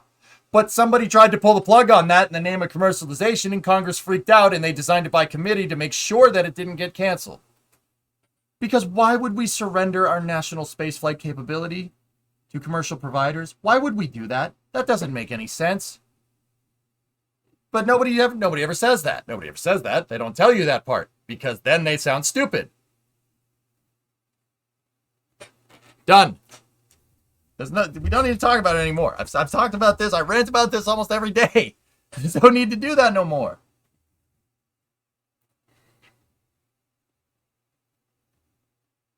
If you make the fuel depot, then why do you need a super heavy launch vehicle that can go to the moon when you can launch on a smaller launch vehicle, then refuel in the depot, then go to the moon?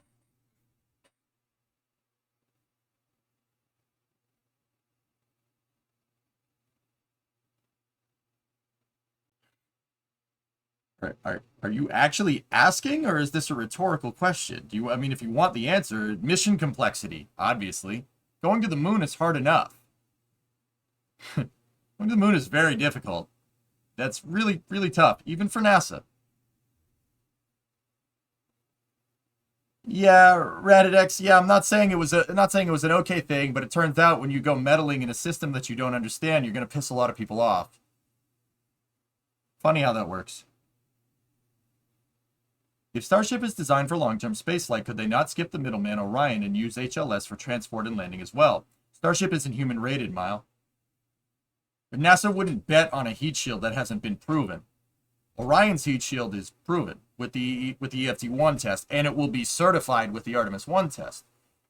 You understand? But until we get to that point, I mean, I have my... I'm not going to say I have my doubts, because I don't... Betting against Elon Musk is stupid. That's a useless endeavor. The guy's way too persistent.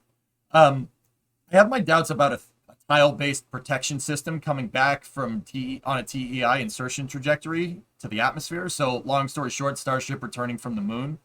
I have my doubts about tiles being able to put up with that kind of temperature, even if you skip off the atmosphere. But who knows? Like I said, I don't bet against SpaceX. That usually ends poorly. But also, at the same time, yeah, I mean, I like SpaceX. I like what they do. Starship's going to be amazing. It's going to be amazing. I kind of wanted to eat SLS's lunch, because then that gives NASA an excuse to expand SLS's capabilities, which they're already doing.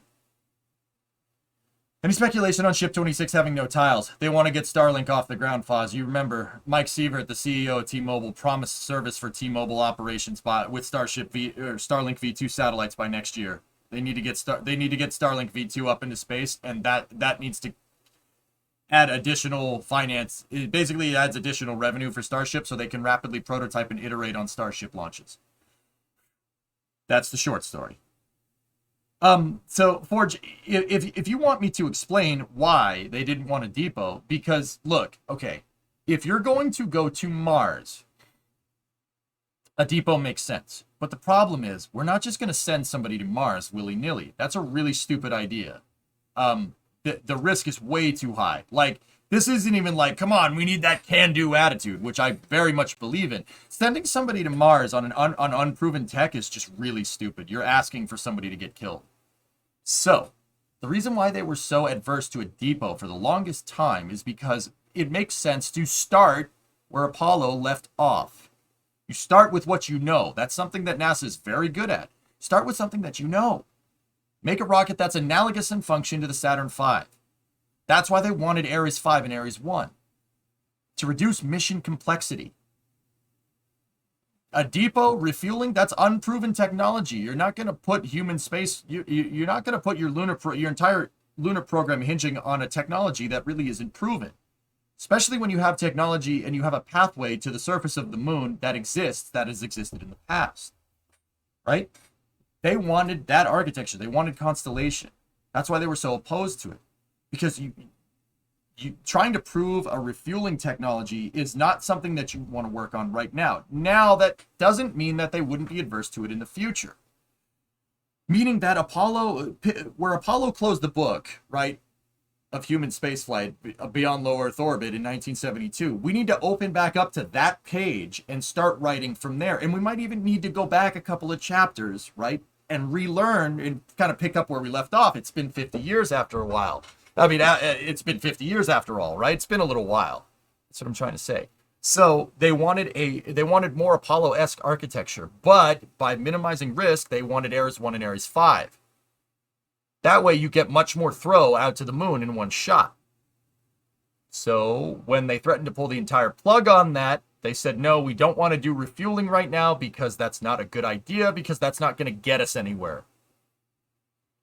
And then they were like, okay, yeah, that's fine, but what if we do asteroid redirects? And then NASA went,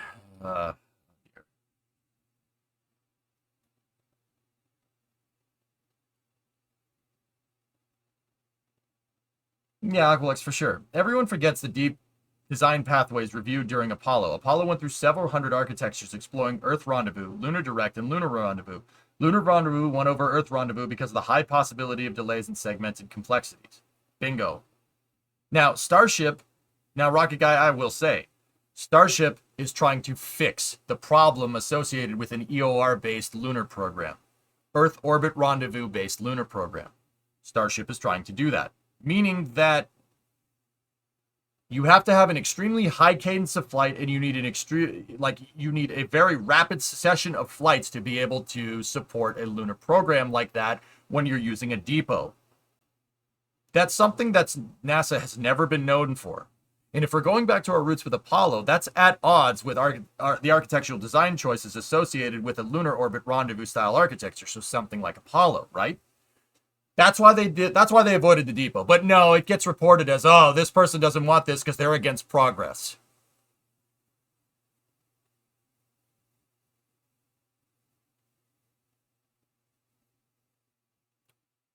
Okay. No, they just didn't want the Constellation program to go away because they're against progress. Yeah, how long did it take us to restore that capability that the space shuttle left?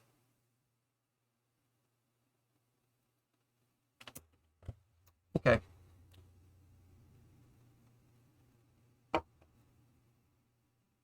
Trying, but with 5 refueling requirements, that is a tall order for anyone in a short timeline requirement. Bingo. Now, here's the thing, fellas. If we went with SLS or a Constellation-style architecture or some type of shuttle-derived launch vehicle like that, refueling later down the road actually makes sense. But you want to go to the moon first. It's easier to go to the moon than it is to Mars. We want to basically, once again, pick up right where Apollo left off. And that's what the Artemis program is supposed to do. Even if SLS was doing it all by itself, so no Starship at all, and we needed to launch an uncrewed SLS with a lander aboard, right? That is still, that is a much safer architecture and much less risk adverse and much more likely to succeed than 10 to 15 Starship launches in the next couple of years. Think about the magnitude of a mission like this. Think about how complicated this is. Now, once again, I'm not saying that this is bad. This is a good way to do things. That's a good way to do things if you're willing to sink the money in. NASA can't do this. NASA can't do this. And at this point, Elon's budget for Starship is probably more than SLS. I could say that pretty willingly. Yeah, I bet you it's more. I bet you that they sink more money into Starship. Well, and let me tell you this: they're definitely going to they're going to need to if you're going to do something like that. It's not that this is a bad architecture, but this entirely centers around Super Heavy. Super Heavy has to work. You have one architectural thing here, and you're designing 3 spacecraft. That is a lot. That is a lot of architecture. That's a lot of stuff. Now, don't get me wrong. I'm not saying that SpaceX can't do it. If anything, SpaceX has like an ace in the hole here with Starship because they designed Starship very modularly. You can make a lunar variant of it, or you can make a tanker variant of it, or you can make a depot variant of it, or you could make a Martian variant of the thing. You could do a lot of different things with Starship. That is the ace in the hole. The ace in the hole is a modular, flexible, adaptable spacecraft. But that was the ace in the hole for the shuttle program, too. There's no guarantees that that'll work. But if anybody can do it, I think SpaceX would be able to do it.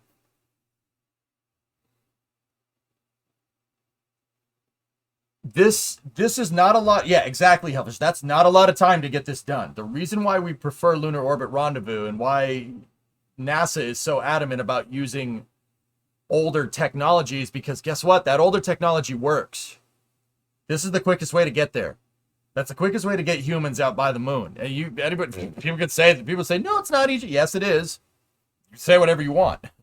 And if they kept doing Constellation, we'd already be going back out there. But that's another story.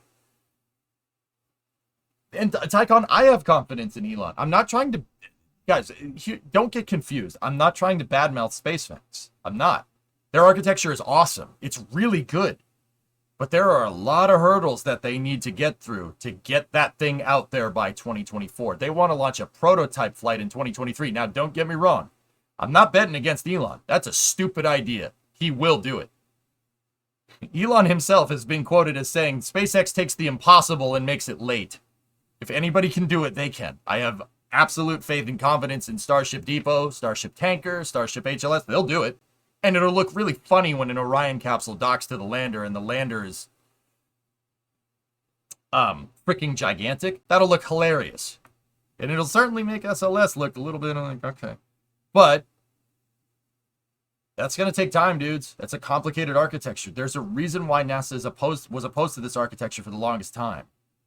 Because with NASA, you go with what you know, and then you slowly expand the envelope of what you're doing. You don't just try to empty the thing out all at once. You know what I'm saying? I want both of these architectures to succeed. The only thing that would make this thing 1,000 times better is if we had Constellation working with it. That would be unbelievable. It would be an insanely capable space program. Yeah, it's a great render, Forge. Yeah, mine. Guys, long story short, I mean, I'll always advocate for more rockets. If anything, this architecture is more complete than that architecture is. You know what I'm saying? This has no lander. That has lander. Starship has a viable pathway to get people to the surface of the moon by itself. It doesn't need SLS. But that's theoretical right now. You could make the same argument with SLS. Oh, well, this SLS can't get people to the surface of the moon, but SLS Block 1B could. You know, but my question to everybody else in the first place is why would you make the argument in favor of one vehicle or the other? We have both of them. Why not have two ways to get to the moon instead of one?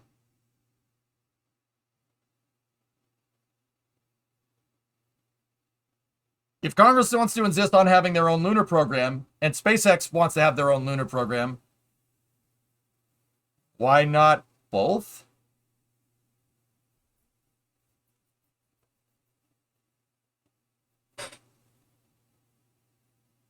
Dollars versus lots of dollars. Yeah, but Belford, my argument has always been that Congress wants the gravy train to never stop running. That's fine. The Apollo program was a giant gravy train. As long as you give them something to do, it's fine. I think that the next president, whomever it may be, or if it might be the same guy, the next executive branch through the next term should demand that NASA achieves parity with SpaceX. If SpaceX can put a person on the surface of the moon, or at least is planning to, NASA should be damn sure they could be able to do that same capability. That redundant capability will make a much more flexible lunar program. Like I said, I don't mind the gravy train running. If it really has to, that's what they want. That's fine. How about you use it to your advantage like the Apollo program? I think that's a more sustainable way in space, if you really want my opinion there. That's right, Burnsay. That's right, Snow. You got it. Is Congress going to fund a lander to launch with Orion on SLS?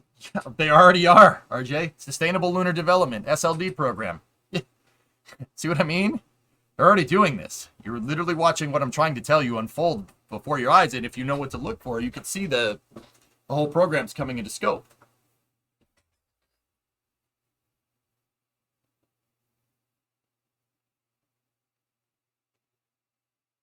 But NASA didn't make the LEM, Grumman did.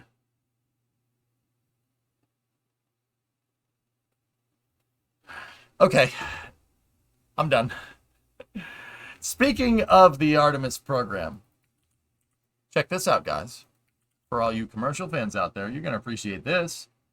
NASA decided to get their butt in gear and start awarding contracts for the extravehicular mobility suits that they'll be using on the moon during said Artemis program. Axiom is going to make the spacesuits. They call it the XVAS, or Extravehicular Activity Services contract. It is a contract with a potential for $3.1 billion, with a ceiling of $3.5 billion, the base contract of $228.5 billion, and it is a fixed price contract, indefinite delivery, indefinite quantity, or IDIC for short.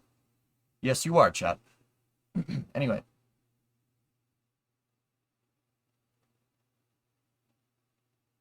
Yeah, short line, pretty much. Are there any Delta V differences between SLS and Starship? Yeah, the SpaceX fanboys generally don't like hearing this, T-Man, but SLS has way more Delta V than Starship ever could. It's an expendable vehicle. Of course it has more Delta V. Duh. No, you! Anyway, only a matter of time before Mr. EJ builds his own rockets. Yeah, ladies, that would be really cool. But I honestly am... I know a lot about rocket science, but understanding the concepts of rocket science isn't building rockets. I aim to fix that with the shop that we're working on. But anyway.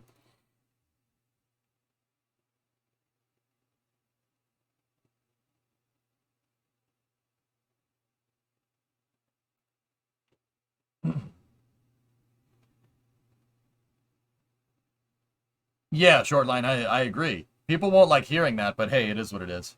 But anyway, so this is a 10-year ordering period, allows for 2 additional years of completion of services. Authorization to perform work under XVAS contract occurs through the issuance of NASA task orders not to exceed $3.1 billion with a ceiling of $3.5 for all services. Yeah, that'll go over budget.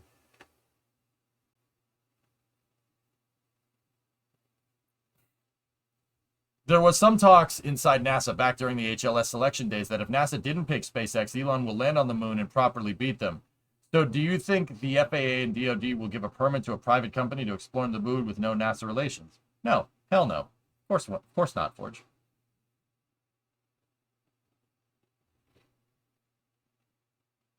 Now, Forge, they wouldn't do that. They would do that if they had their own way of landing on the moon.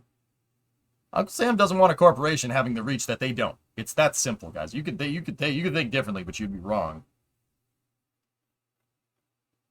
It's true. Like, and Forge, that's why I always say NASA has to achieve parity with SpaceX if we really want to move forward. Yes, it might be a saddlebag to SpaceX's quick and rapid engineering, which is amazing, and they, you know, in a perfect world they'd be allowed to just go ham on the solar system, right? But nope.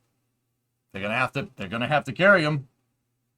NASA has to achieve parity. Everything that SpaceX can do in space, NASA has to be able to do, or else you're gonna have problems. Can they nationalize SpaceX at that point? I mean, I suppose you could, Forge, but you'd have to make a case in the court of law, and yeah, I wouldn't do that. All that would do is stagnate our space program even more. Yeah, Aqualex, maybe. Yeah, Farm, that's what I mean. NASA needs to achieve parity with SpaceX. They need to be able to do what they can do. Farm, what I'm saying is that let Elon do his thing and open the tap on NASA's human spaceflight program. It is vital to the health of the of U.S. spaceflight, of U.S. manned spaceflight, or crewed spaceflight. It's vital to the health of it. Ain't nobody going to tell me that having 2 ways to get to the moon having less ways to get to the moon is more healthy in the long run. Doesn't sound right. Just throw more regulatory hurdles at SpaceX, like more environmental reviews. NASA will catch up. Yeah, Zero. I mean, nobody looking for game. So nobody owns the moon. At least the space. All the spacefaring nations says that nobody can claim the moon. It works like international waters. Yep. Yeah, Staples. I don't think that's gonna happen.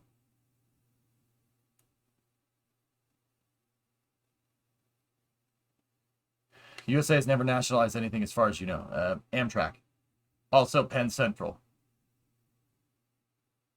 No word on New Shepard? Monday at 9:30 a.m. Eastern. So NASA needs to land rockets. That would only take till 2050. No, Creeper. No, they don't. They don't. No. You're misunderstanding. We're talking about incapability in space. You can use expendable launch vehicles and achieve parity with SpaceX. NASA doesn't need to make reusable launch vehicles. It would be cool if they did. It's almost like they had one for a long time. Just saying. But no. What I'm trying to tell you is that if SpaceX can land people on the moon, I don't care how NASA can do it. NASA should have that capability as well, even if it took just rebuilding the Saturn V from the ground up. That's what I mean about parity. If SpaceX can put a person on the surface of the moon and bring them back, NASA should be able to do that as well. Having that type of parity, so on par, like the same capability and redundancy at a government to commercial level like that, is going to be the most sustainable way forward. I didn't say that it wouldn't be the cheapest way forward. I'm saying it's going to be the most sustainable. What I'm not going to do here is sit and argue that less money is better for an expanding spaceflight economy. That's stupid. Yeah, that's dumb. Yeah, I'm not doing that. I don't know, Ingenuber, I forget.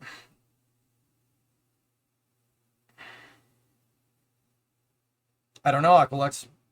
I don't want to sit here and get to that point, to be honest with you.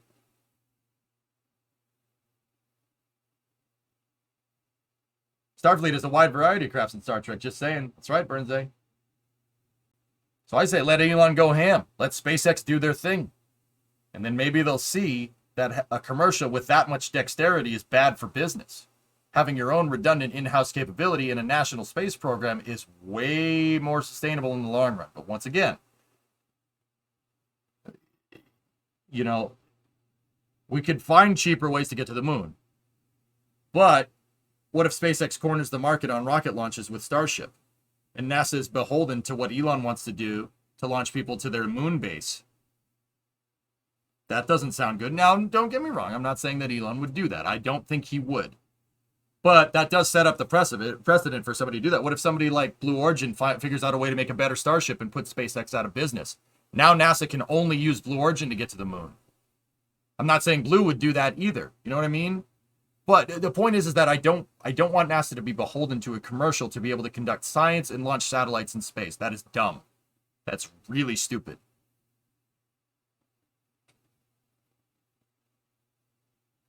Putting less money into a growing economy helps that economy grow. Exactly, Aqualex. That's always been my point. Sometimes I get lost in SLS PDFs. Can you explain what's on page 4, please? Sure. I don't know, Aqualex. I don't think he might. I don't know. What I'm telling you is that I'm not saying Elon or Jeff or anybody would do that. I don't want to set that precedent. That would be a very bad idea. That could backfire. You want Blade Runner? That's how you get Blade Runner. No. You want Total Recall? That's how you get Total Recall. Bad idea. Very bad idea. Very bad idea. And it's not just me, guys. It's not like I just started commentating on spaceflight. Dude, there's a lot of experts out in the industry that agree with me on this. Or I agree with them. I will agree with the experts. You know what I mean? But I'm not just regurgitating what they say either. I can demonstrate the points and the reasons why. And to be 100% honest with you, I could demonstrate the points as to why I can make a pretty damn good case for why SLS should never fly. Because knowing both sides of the argument is very important to understanding critical analysis and understanding which one has the best overall ends. You know, which is the best overall, like, idea for long-term spaceflight sustainability. Because that's what I care about. You guys want to see a big push for space happen right now and then it all just come crashing down like it did during the Apollo program? That's a bad idea. And before you say, oh, if SpaceX does it, it'll be fine. It'll be fine. No, SpaceX will never go out of business. SpaceX will never go out of business. Yeah, the commercial launch market crashed in the 90s because of a minor recession. The dot-com bubble burst and it crashed the commercial low Earth orbit economy. Yeah, completely crashed. To the point where Uncle Sam had to pay people to have their launch vehicles ready with a contract to ensure operational readiness. And that's basically how it stayed for the next 10 years until SpaceX came along. The commercial economy in space can crash just like any other economy. And if it does, NASA will be there. NASA, having its own redundant capability, will be there as a safeguard against stagnation in space.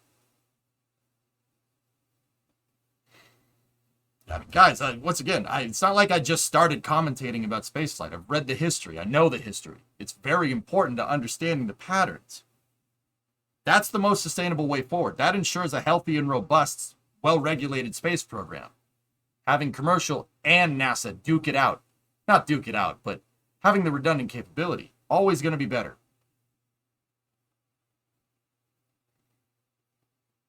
Yeah, Noctis. See what I mean? Not a good idea.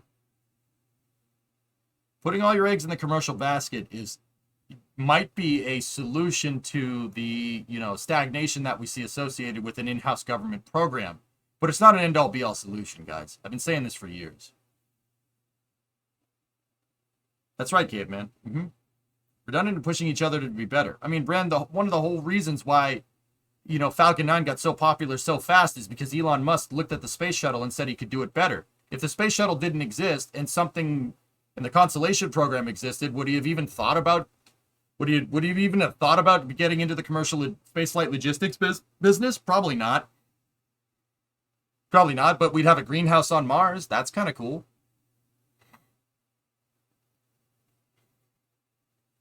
See what I mean? It's not a good idea. NASA has to have parity. They have to be able to do whatever SpaceX can do. If SpaceX can land someone on Mars, NASA needs to be able to have somebody land on Mars with an in-house design that they control. It has to be that way. Well, actually, I'll be honest with you. It doesn't have to be that way. That would probably be the most favorable outcome for long-term spaceflight sustainability. Greenhouse on Mars? No. Helicopter on Mars? Yes. Don't even have to go that extreme with a launch vehicle crash. SpaceX and commercial companies is highly unreliable when it comes to design point independence. Elon confirmed at the time that Starship 2.0, then still called BFR, would perform orbital flights by the very beginning of 2020. Then redesign happened. And then now we're in 2022. Schedule-wise, it's unreliable, let alone requirements carry over and freezing is non-existent. Non-existent. Yeah, rocket guy. That's what I mean. That's what I mean, dude. The best way to do it. How long ago did Elon mention Starlink? What do you mean mention Starlink? Old SLS TSMUs.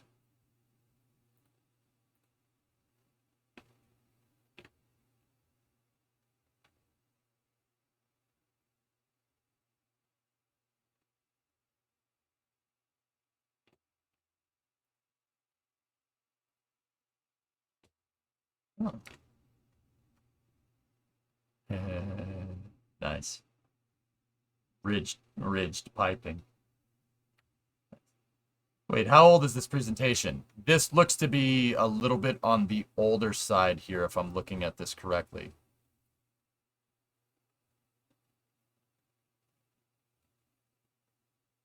Can you explain page 4?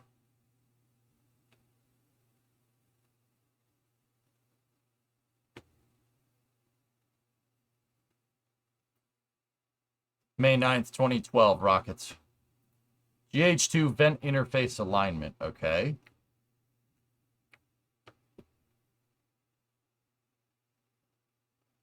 It's a shame chart template you still use. Nice.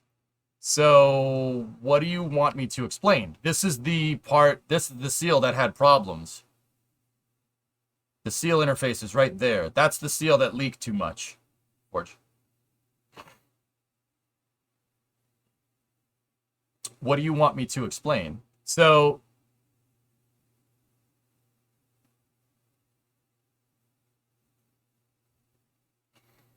yeah, that's right, Farm. Absolutely. Try to understand the catch mechanism for leakage. Okay. You're not gonna know it from this. This doesn't have the catch can on it. This is just the quick disconnect. That's the vent interface for alignment. You're not looking at the whole system. How many buckets do you think it can hold? Unbelievable.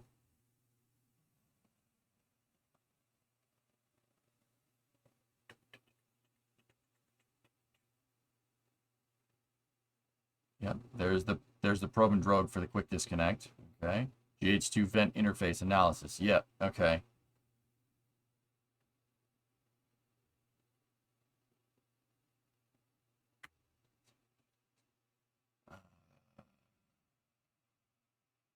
Here we go.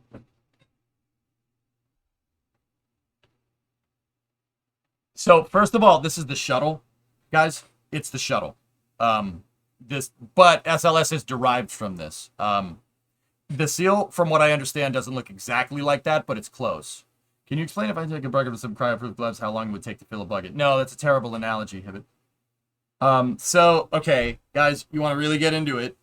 So you have the seal right here. That's the seal piece. This that says jacket spring. That's the seal piece that didn't work. This is the vent. The vent goes into a catch can. The catch can,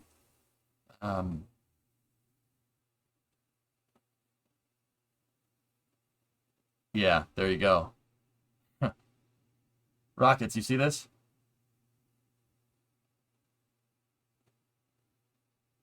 Probably, Bill. Yeah.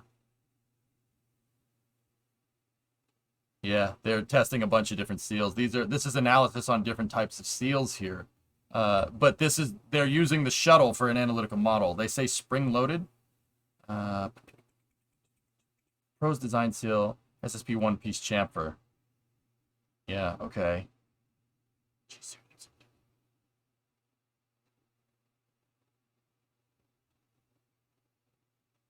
No. No.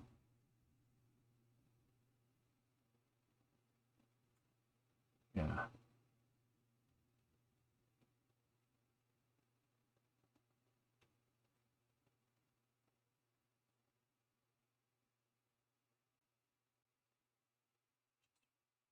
Hang on. Okay, so I'll get into this real quick. So it does look like this, but the SLS tail surface mass umbilical. So what you're looking at here is the GH2 vent interface. That's attached to the ground carrier umbilical plate on the shuttle, the GUP, which is what you see right there. So that's the GUP. Here's the thing. You could see the catch can right there. There's the catch can for hydrogen gas. It's up on the, it's like surrounding it, because you notice that thing right there doesn't look a lot like this. See what I'm saying? There's a catch system built into this. Now, the GUP on the shuttle is separate from the hydrogen tail surface mass carrier umbilical plate. On SLS, the ground umbilical carrier plate and the hydrogen tail surface mass umbilical plate are on the same, they're the same thing. They're attached to one thing, okay? So the ground umbilical carrier plate, or the GUP, and the tail surface mass carrier umbilical are one thing. They're together. I can show you the combination. So it's this, but with this underneath it. Let me get you a picture.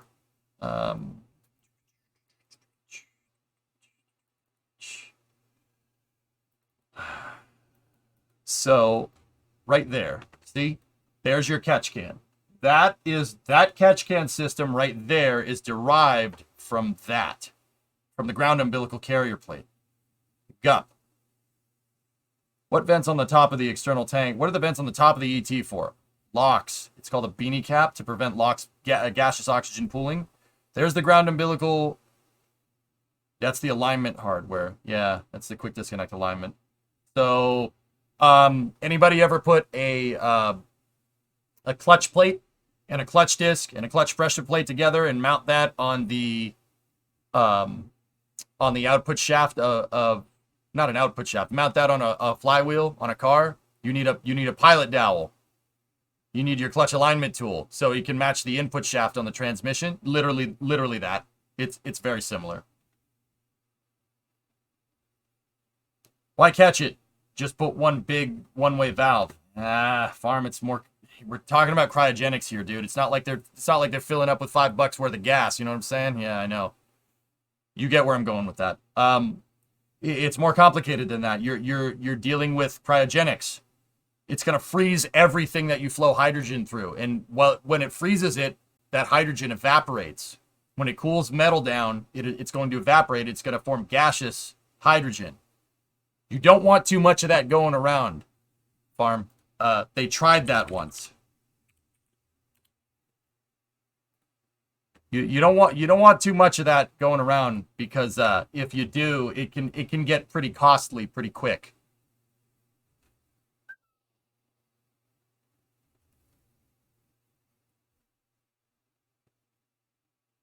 See what I'm talking about? Yeah, they tried that once. It didn't work very well.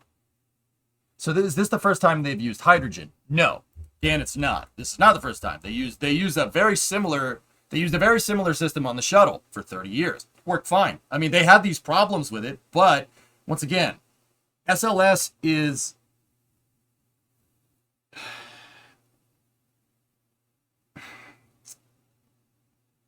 okay. This is hard to explain. I'm not explaining it right. I'm sorry. Okay, so look, you have a scavenging line here.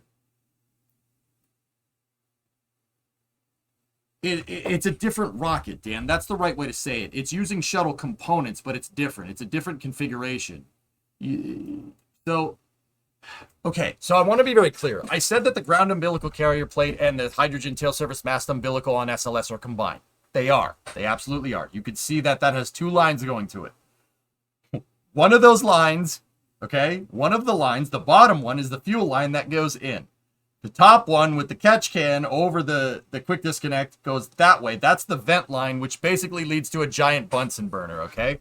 Now, just in case people get confused, SLS still has something like the ground umbilical carrier plate that the shuttle had. It's up here at the top of the hydrogen tank, NASA. That is a has gas vent line right there, okay? That's a hazardous gas vent line. And it's also a nitrogen purge line because they don't want any hazardous gases inside of the inner tank. So they positively pressurize the inner tank. If I'm remembering right, the positive pressurization thing could be wrong. I know that there's a hydrogen vent line there. But on SLS, they combined the two down here. This is a new design. Now, don't get me wrong. The shuttle did have something like this. It was similar. But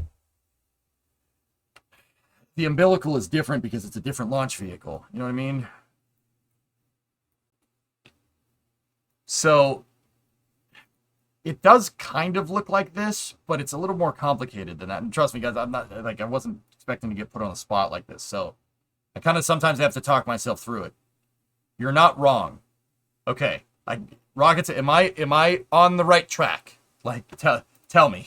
I'm pretty sure I got that right. With a nitrogen purging, I'm pretty sure.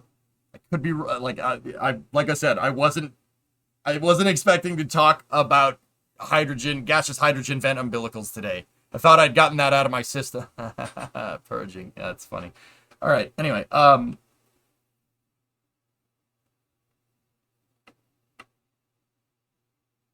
so SLS has this, but it has something like the GUP. The GUP catch can is above it.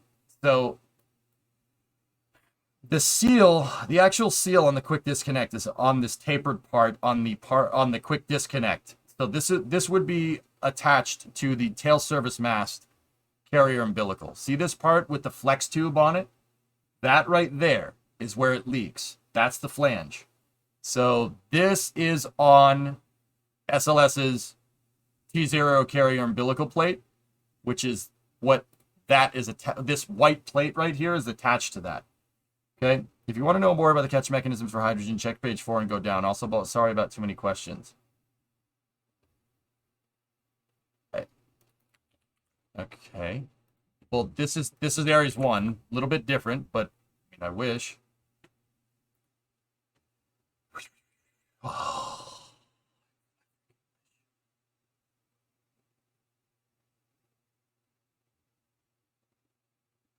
Yeah, but you also want to purge the inner tank, T-Man. Mm-hmm. Yep, see? Ground umbilical carrier plate. There's the GUP. Or GUP, whatever. Yeah, so, yeah, see? Ares 1 would have used all shuttle-derived umbilicals, too. It's almost like if we had, okay, just quick side note. It's almost like if we had tested this stuff on an Ares 1 style vehicle where, like it's a lot easier to make that than it would be to make SLS. It's almost like we would have had this stuff figured out by the time SLS came around. Yeah, interesting. Okay, so let me take a look here. How many connections are in there? Yes. What pressure is hydrogen under? Hydrogen is low pressure, very low pressure, believe it or not, dude. Okay.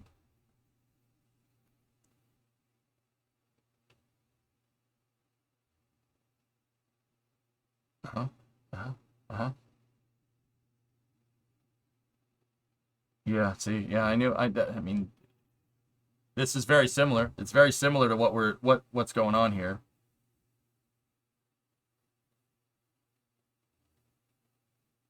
That's the pin and separation mechanism. I'm looking for vent stuff. So Forge, basically, there's a fuel line on the bottom and a catch can and scavenging system on the top. It's pretty straightforward stuff. Now, once again, SLS doesn't look like that. It doesn't look like that. Yeah, that's not right.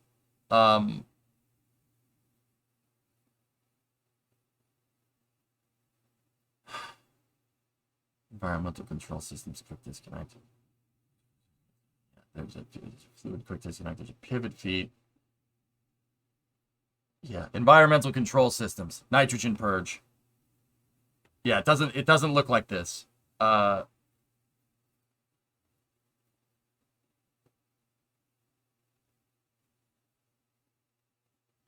that's not exactly right.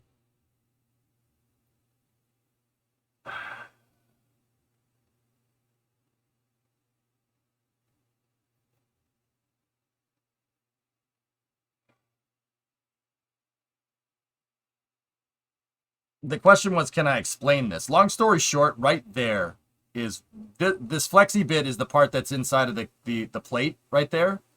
The flexi bit is inside of the plate, and see, these are all. This is not what the seals look like no more. That's not what it has. It doesn't have something like that.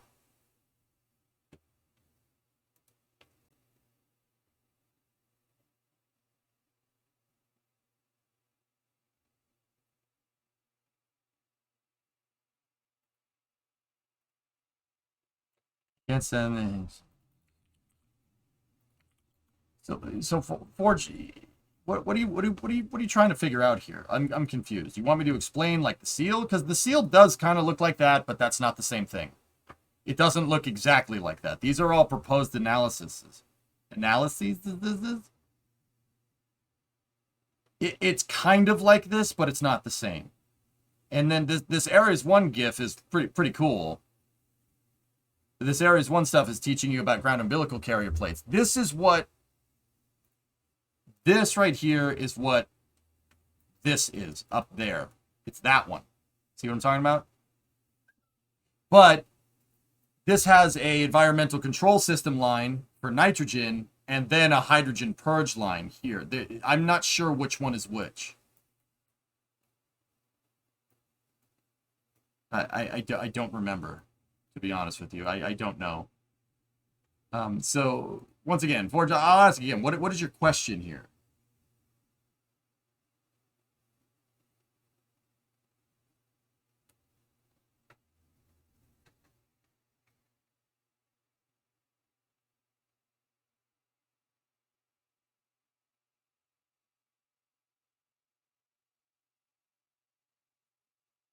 From what I read in the proposed analysis, they all talked about needing a FOD-free environment for applying seals and any modifications to the TSMU, because foreign object debris can cause a leak. Can they change the seal on the pad?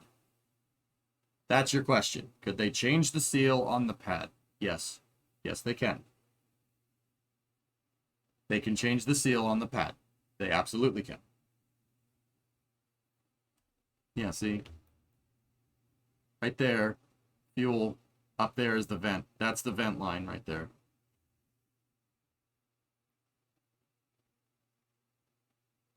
Will they have to build some sort of environmental shelter to change it? Yes. That would be a really good time for an SLS MSS. Am I right? A mobile service structure? It'd be a pretty good time for that right now.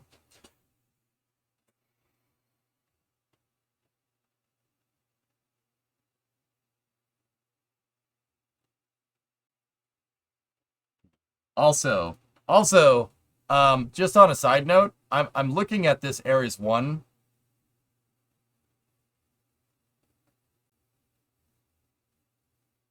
They already had prototypes.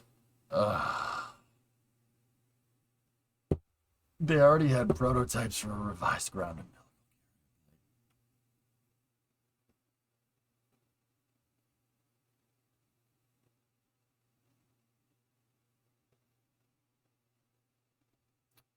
Yep, that just shows me that anybody that said, oh, Ares 1, it would never fly, it would have never flown. Yeah, okay. You already had prototypes for all the umbilical plates ready to go, and it was all shuttle derived, and you were using shuttle technicians to get it done because, you know, that would help. Anyway, I just saw that arm design in a 2012 umbilical PDF. Interesting. RJ, might be a redundant question since I'm basing it off of Kerbal, but how did they get the shuttle tank to drain up rather than down? They didn't. The shuttle tank doesn't drain up. That's what I did in Kerbal to mimic differential fuel densities. I got it to drain. I drained it upwards. The shuttle tank doesn't drain up, it drains down.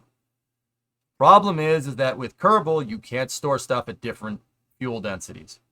Okay? Hydrogen can't be stored at a very high density because then it'll compress, and if it compresses, you can get gas and you can get hydrogen leaking everywhere. Basically, you try to put hydrogen at a high pressure. That higher pressure is going to increase the temperature. You increase the temperature, you get too much gas, and it leaks all over the place. This is basically based off of the carrier umbilical, right? But why SLS scrubbed? Same exact thing. Liquid oxygen, however, can be stored at an extremely high density. Densified propellants. Now, the shuttle didn't use densified propellants, but densified is a good case study into, just how dense liquid oxygen can get, right? NASA and Rockwell and Boeing figured that out when they went to try and make the shuttle. They stored the liquid oxygen at a very high, much higher density inside than the hydrogen tank. Because they were able to store it at differential densities inside of the tank, an inner-tank design was warranted, so they had to segment the tanks out. And because of that, right, the center of mass of the external tank basically stays right in the center. Because of the oxidizer to fuel ratio. Both the tanks drain evenly despite the LOX being at a much higher density. Pretty cool, huh? Share the sadness with me. Ares 5 is SLS Block 2, but years earlier. Well, Wisp, the thing is that, yeah, it basically is. You're pretty much right. You want to get into talking about that kind of stuff, dude. This rocket's awesome. SLS is a Chad rocket. It's really good. The thing is that everybody's like, oh, it's so expensive it's so expensive. Oh, it's so expensive. Oh, it's so expensive. It's $1 billion a launch. It's $2 billion a launch. No, wait, it's $4 billion a launch. It's $11 billion to launch. Part of the reason why is because when you design a super heavy launch vehicle basically from scratch, even if it's using shuttle design components, it's going to be expensive. How successful would SpaceX have been had they not made Falcon 9 and just went right to Starship? That would have taken a lot longer, don't you think? How successful would NASA have been if they didn't have the Gemini program? If they went right from Mercury to Apollo? People would have died. Oh yeah, people would have died. And it would have taken a lot longer. Definitely wouldn't have finished it before 1970. Am I right? When SLS is basically Ares 5 kind of light. We have Ares 5 at home. But what a lot of people don't know with the Constellation program, when you got Ares 1 was basically a technological pathfinder. All the stuff that you use to build this, like that, it bears a similarity to SLS, don't you think? They would have been able to prototype this stuff with Ares 1 and test Ares 1 in an unmanned configuration. Test 5-segment boosters. Test the J2X. Test the Orion capsule. And all of that would have softened the blow that we took from making a super heavy launch vehicle. In the same exact way that the Saturn 1B led the way to the Saturn V. It's almost like going slowly and incrementally works, but you actually have to have increments. You can't just skip to the last step. If you try to do that incrementally, it's going to take a little while. See what I'm saying?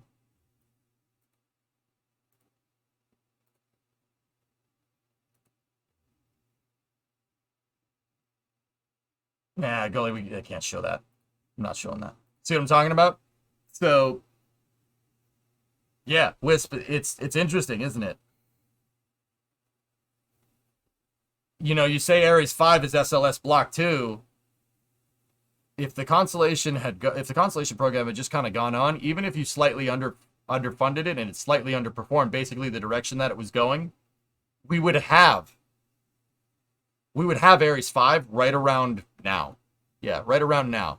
Actually, it would have been even earlier. because Ares 1 would have softened the blow on the development costs. You would have gotten real flight data, real testing data from your umbilicals from launching uncrewed Ares 1 flights, and then crewed Ares 1 flights testing Orion to the ISS. And then in 2020, they would have handed it over to a commercial provider. That was the whole plan. That was the plan from the start. Anyway. Yeah, funny how that works. Dude, I'm still salty about it. I'm not gonna shut up about it. I'm sorry. I know it's annoying. I'm still salty about it. I'm not gonna shut up about it because these lessons need to be learned. Because and the fact that there's a lot of people there just making stuff up about the history of the space program kind of pisses me off. What pressure do they actually feed the Hydra? I have no idea, Farm. I don't know. Anyway, Geek wasn't here Saturday. Just wanted to make sure I understand the chain of events. First scrub is a hydrogen leak. Second scrub is a sensor in the engine. No leak. Third scrub. There was 2 launch attempts, Geek. The first launch attempt, they got the hydrogen to flow. The seal seated correctly, and flow rates of the hydrogen were below a 4% leak rate. The seal's always going to leak a little bit, dude. It's just like any time we try to put an oil pan gasket on, it's always going to leak. You're never going to get that right. Never going to get it exactly right. You never get it right. But if you leak, there's oil in it at least. That's how NASA looks at flowing hydrogen. You don't want it to leak too much, but if it's leaking, that means there's liquid hydrogen. That means you're getting good flow. Yeah. It's literally the same thing. It's funny how that works. Anyway, so the first launch attempt, they got hydrogen to flow, and they did tank the vehicle. The vehicle was full of propellants.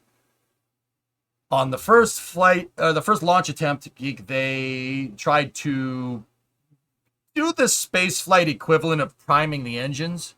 Yeah, shuttle engines needed to be primed, thermal conditioning, just like any other rocket, just like anything that's using even semi-cryogenic or fully cryogenic propellant. So it doesn't matter if you're using Kerolox, doesn't matter if you're using methane and liquid oxygen, doesn't matter if you're using hydrogen and liquid oxygen, so Hydrolox.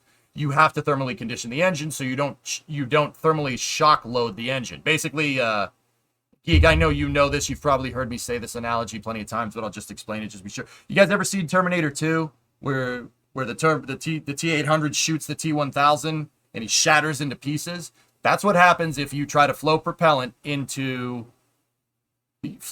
propellants into a rocket engine that is at a ambient temperature.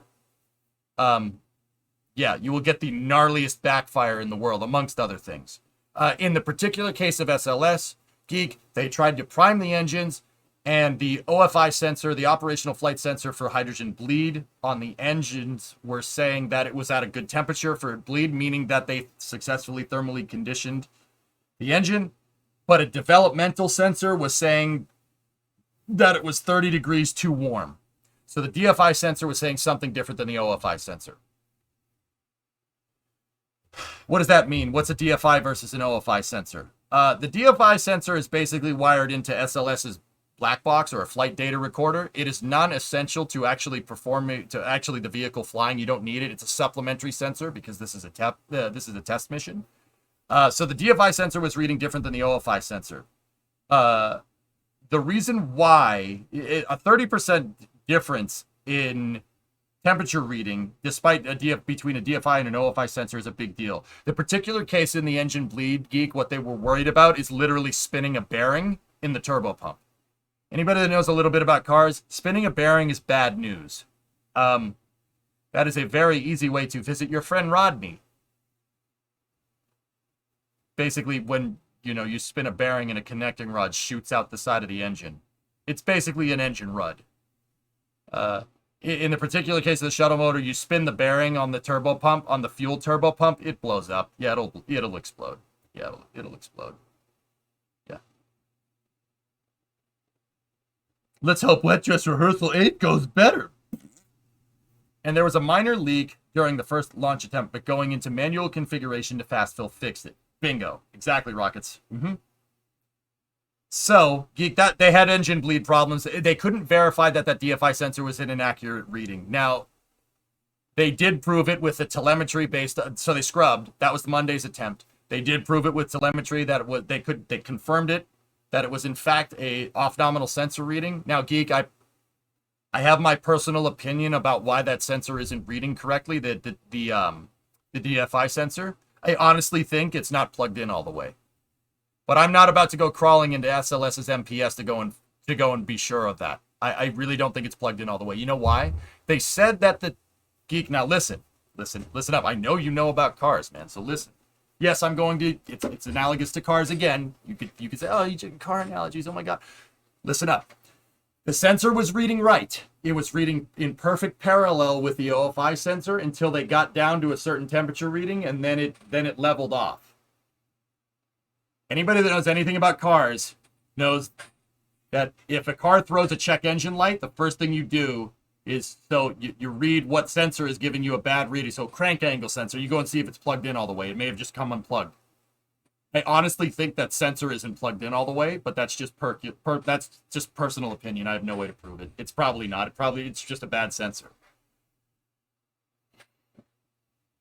So that's what happened. They had to scrub, and they had to use the telemetry to basically prove that that sensor is not reading correctly. They had the telemetry from the 3 other engines and the 3 other DFI sensors to basically prove that the sensor was not working correctly. But you had to be sure.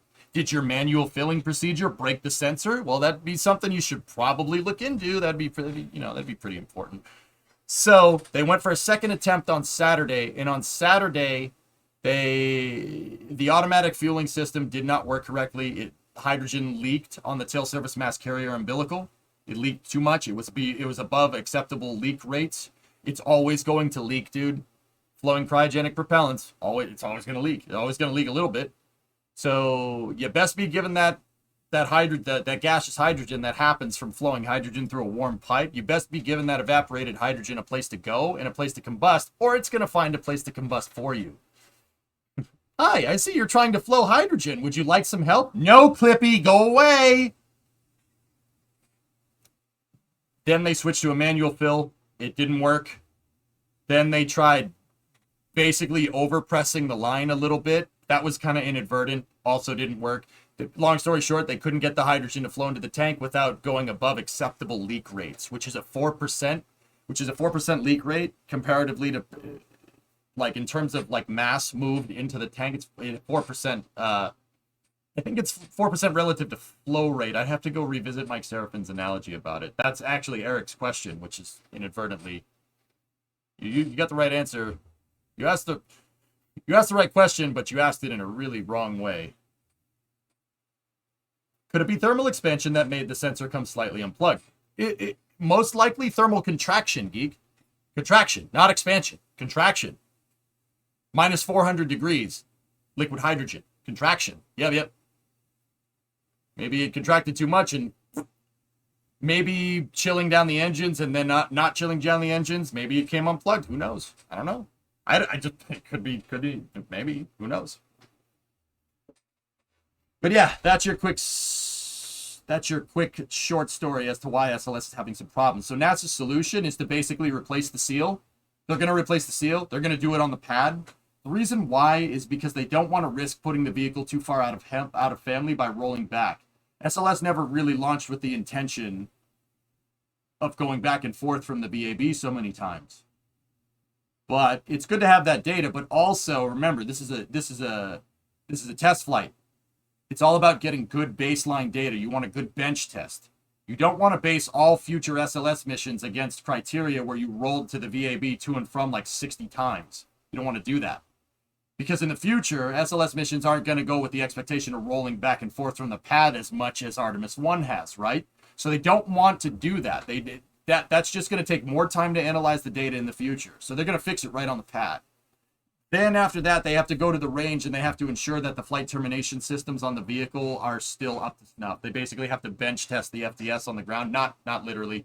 They don't want to utilize it. They just have to verify continuity and batteries on the FTS, make sure that all works correctly. And then, best case scenario, we're looking at the September 21st for a good launch time. Contraction is what I meant. Why did it leak during the wet dress rehearsal, then no leak attempt, and then leak again during number 2?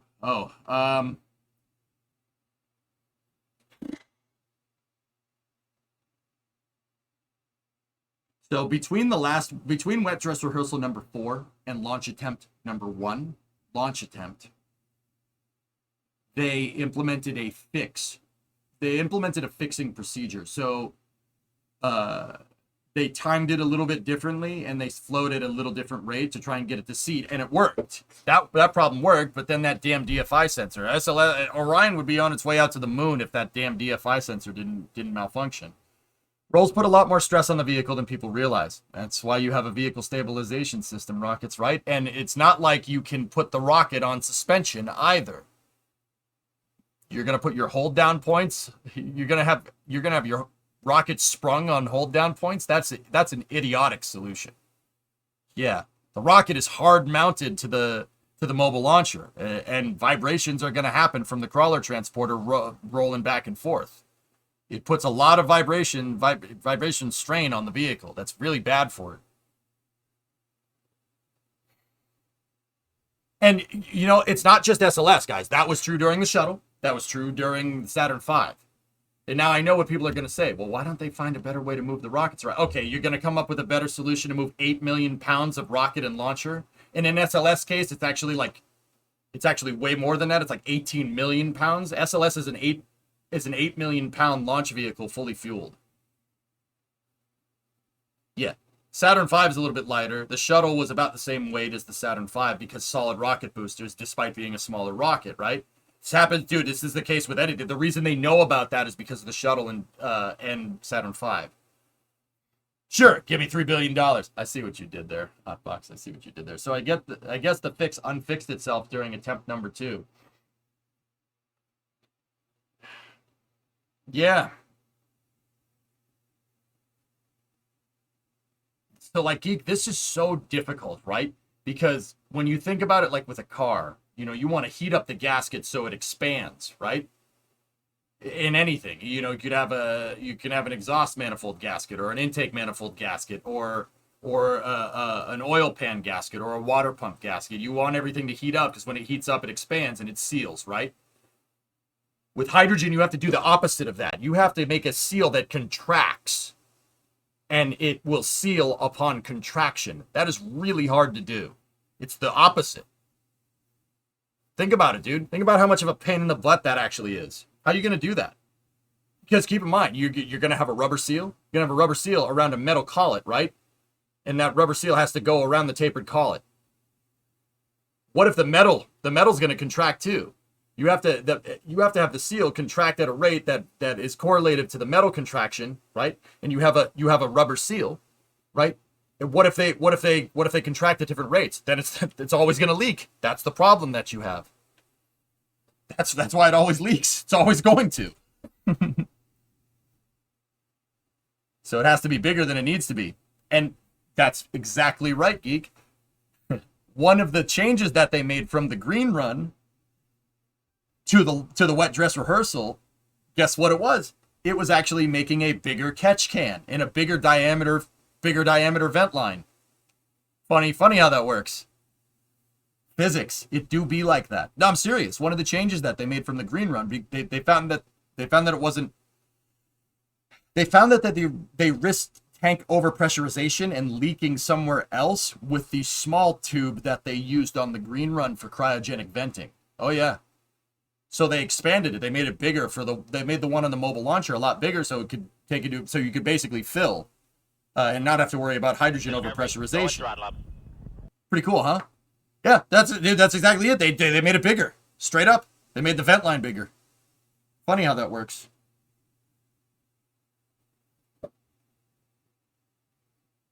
Build the rocket from where it will launch. Renfrey, that's not a bad idea, but what if it explodes?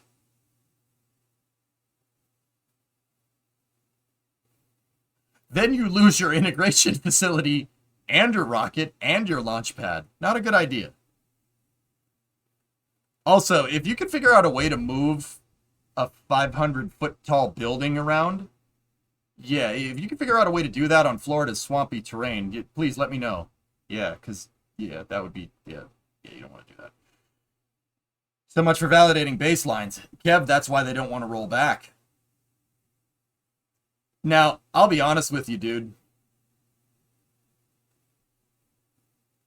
I'm sure there were very good reasons to change all that stuff between the green run and now. I'm sure there were very good reasons for it. NASA has deemed it as acceptable risk to be able to redesign some stuff between the, the propulsion test and the actual flight test.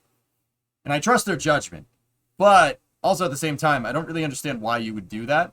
However, one, it's rocket science. There's things here that I probably don't understand, so I'm willing to give them the benefit of the doubt there. Second of all, now is the time to change things. You don't want to declare SLS operational and then start changing things. That's deviance in the original baseline engineering, even if it is intended. You're inviting more failure modes, like O-ring failure, as an example.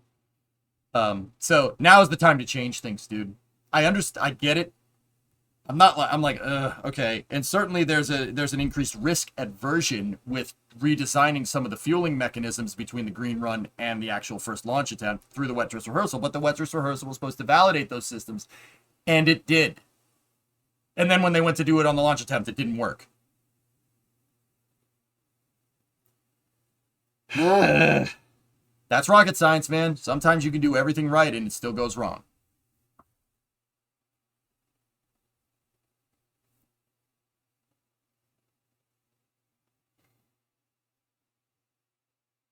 They're not going to roll back. They'll find a way to certify the FDS on the pad.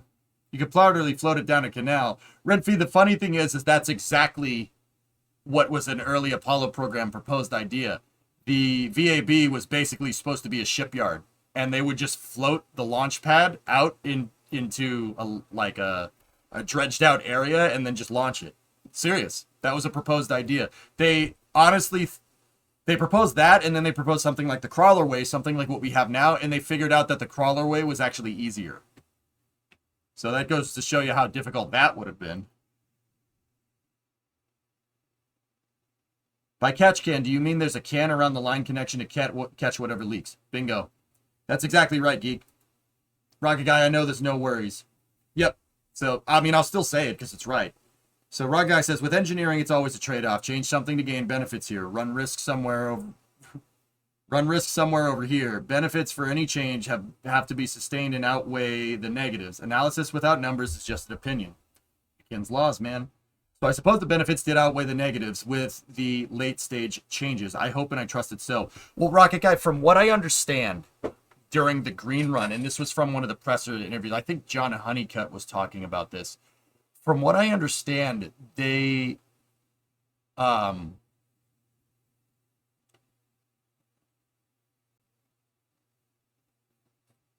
smaller diameter line that they flowed fuel through during the green run was causing pressurization problems downstream from in the fueling. So basically, they got the seal to seat correctly using the smaller diameter hose, but that caused the ground umbilical carrier plate, so the has-gas scavenging system plate, to start leaking, just like the TSMU is leaking now. So they're basically causing overpressure problems downstream from flowing through a smaller diameter pipe.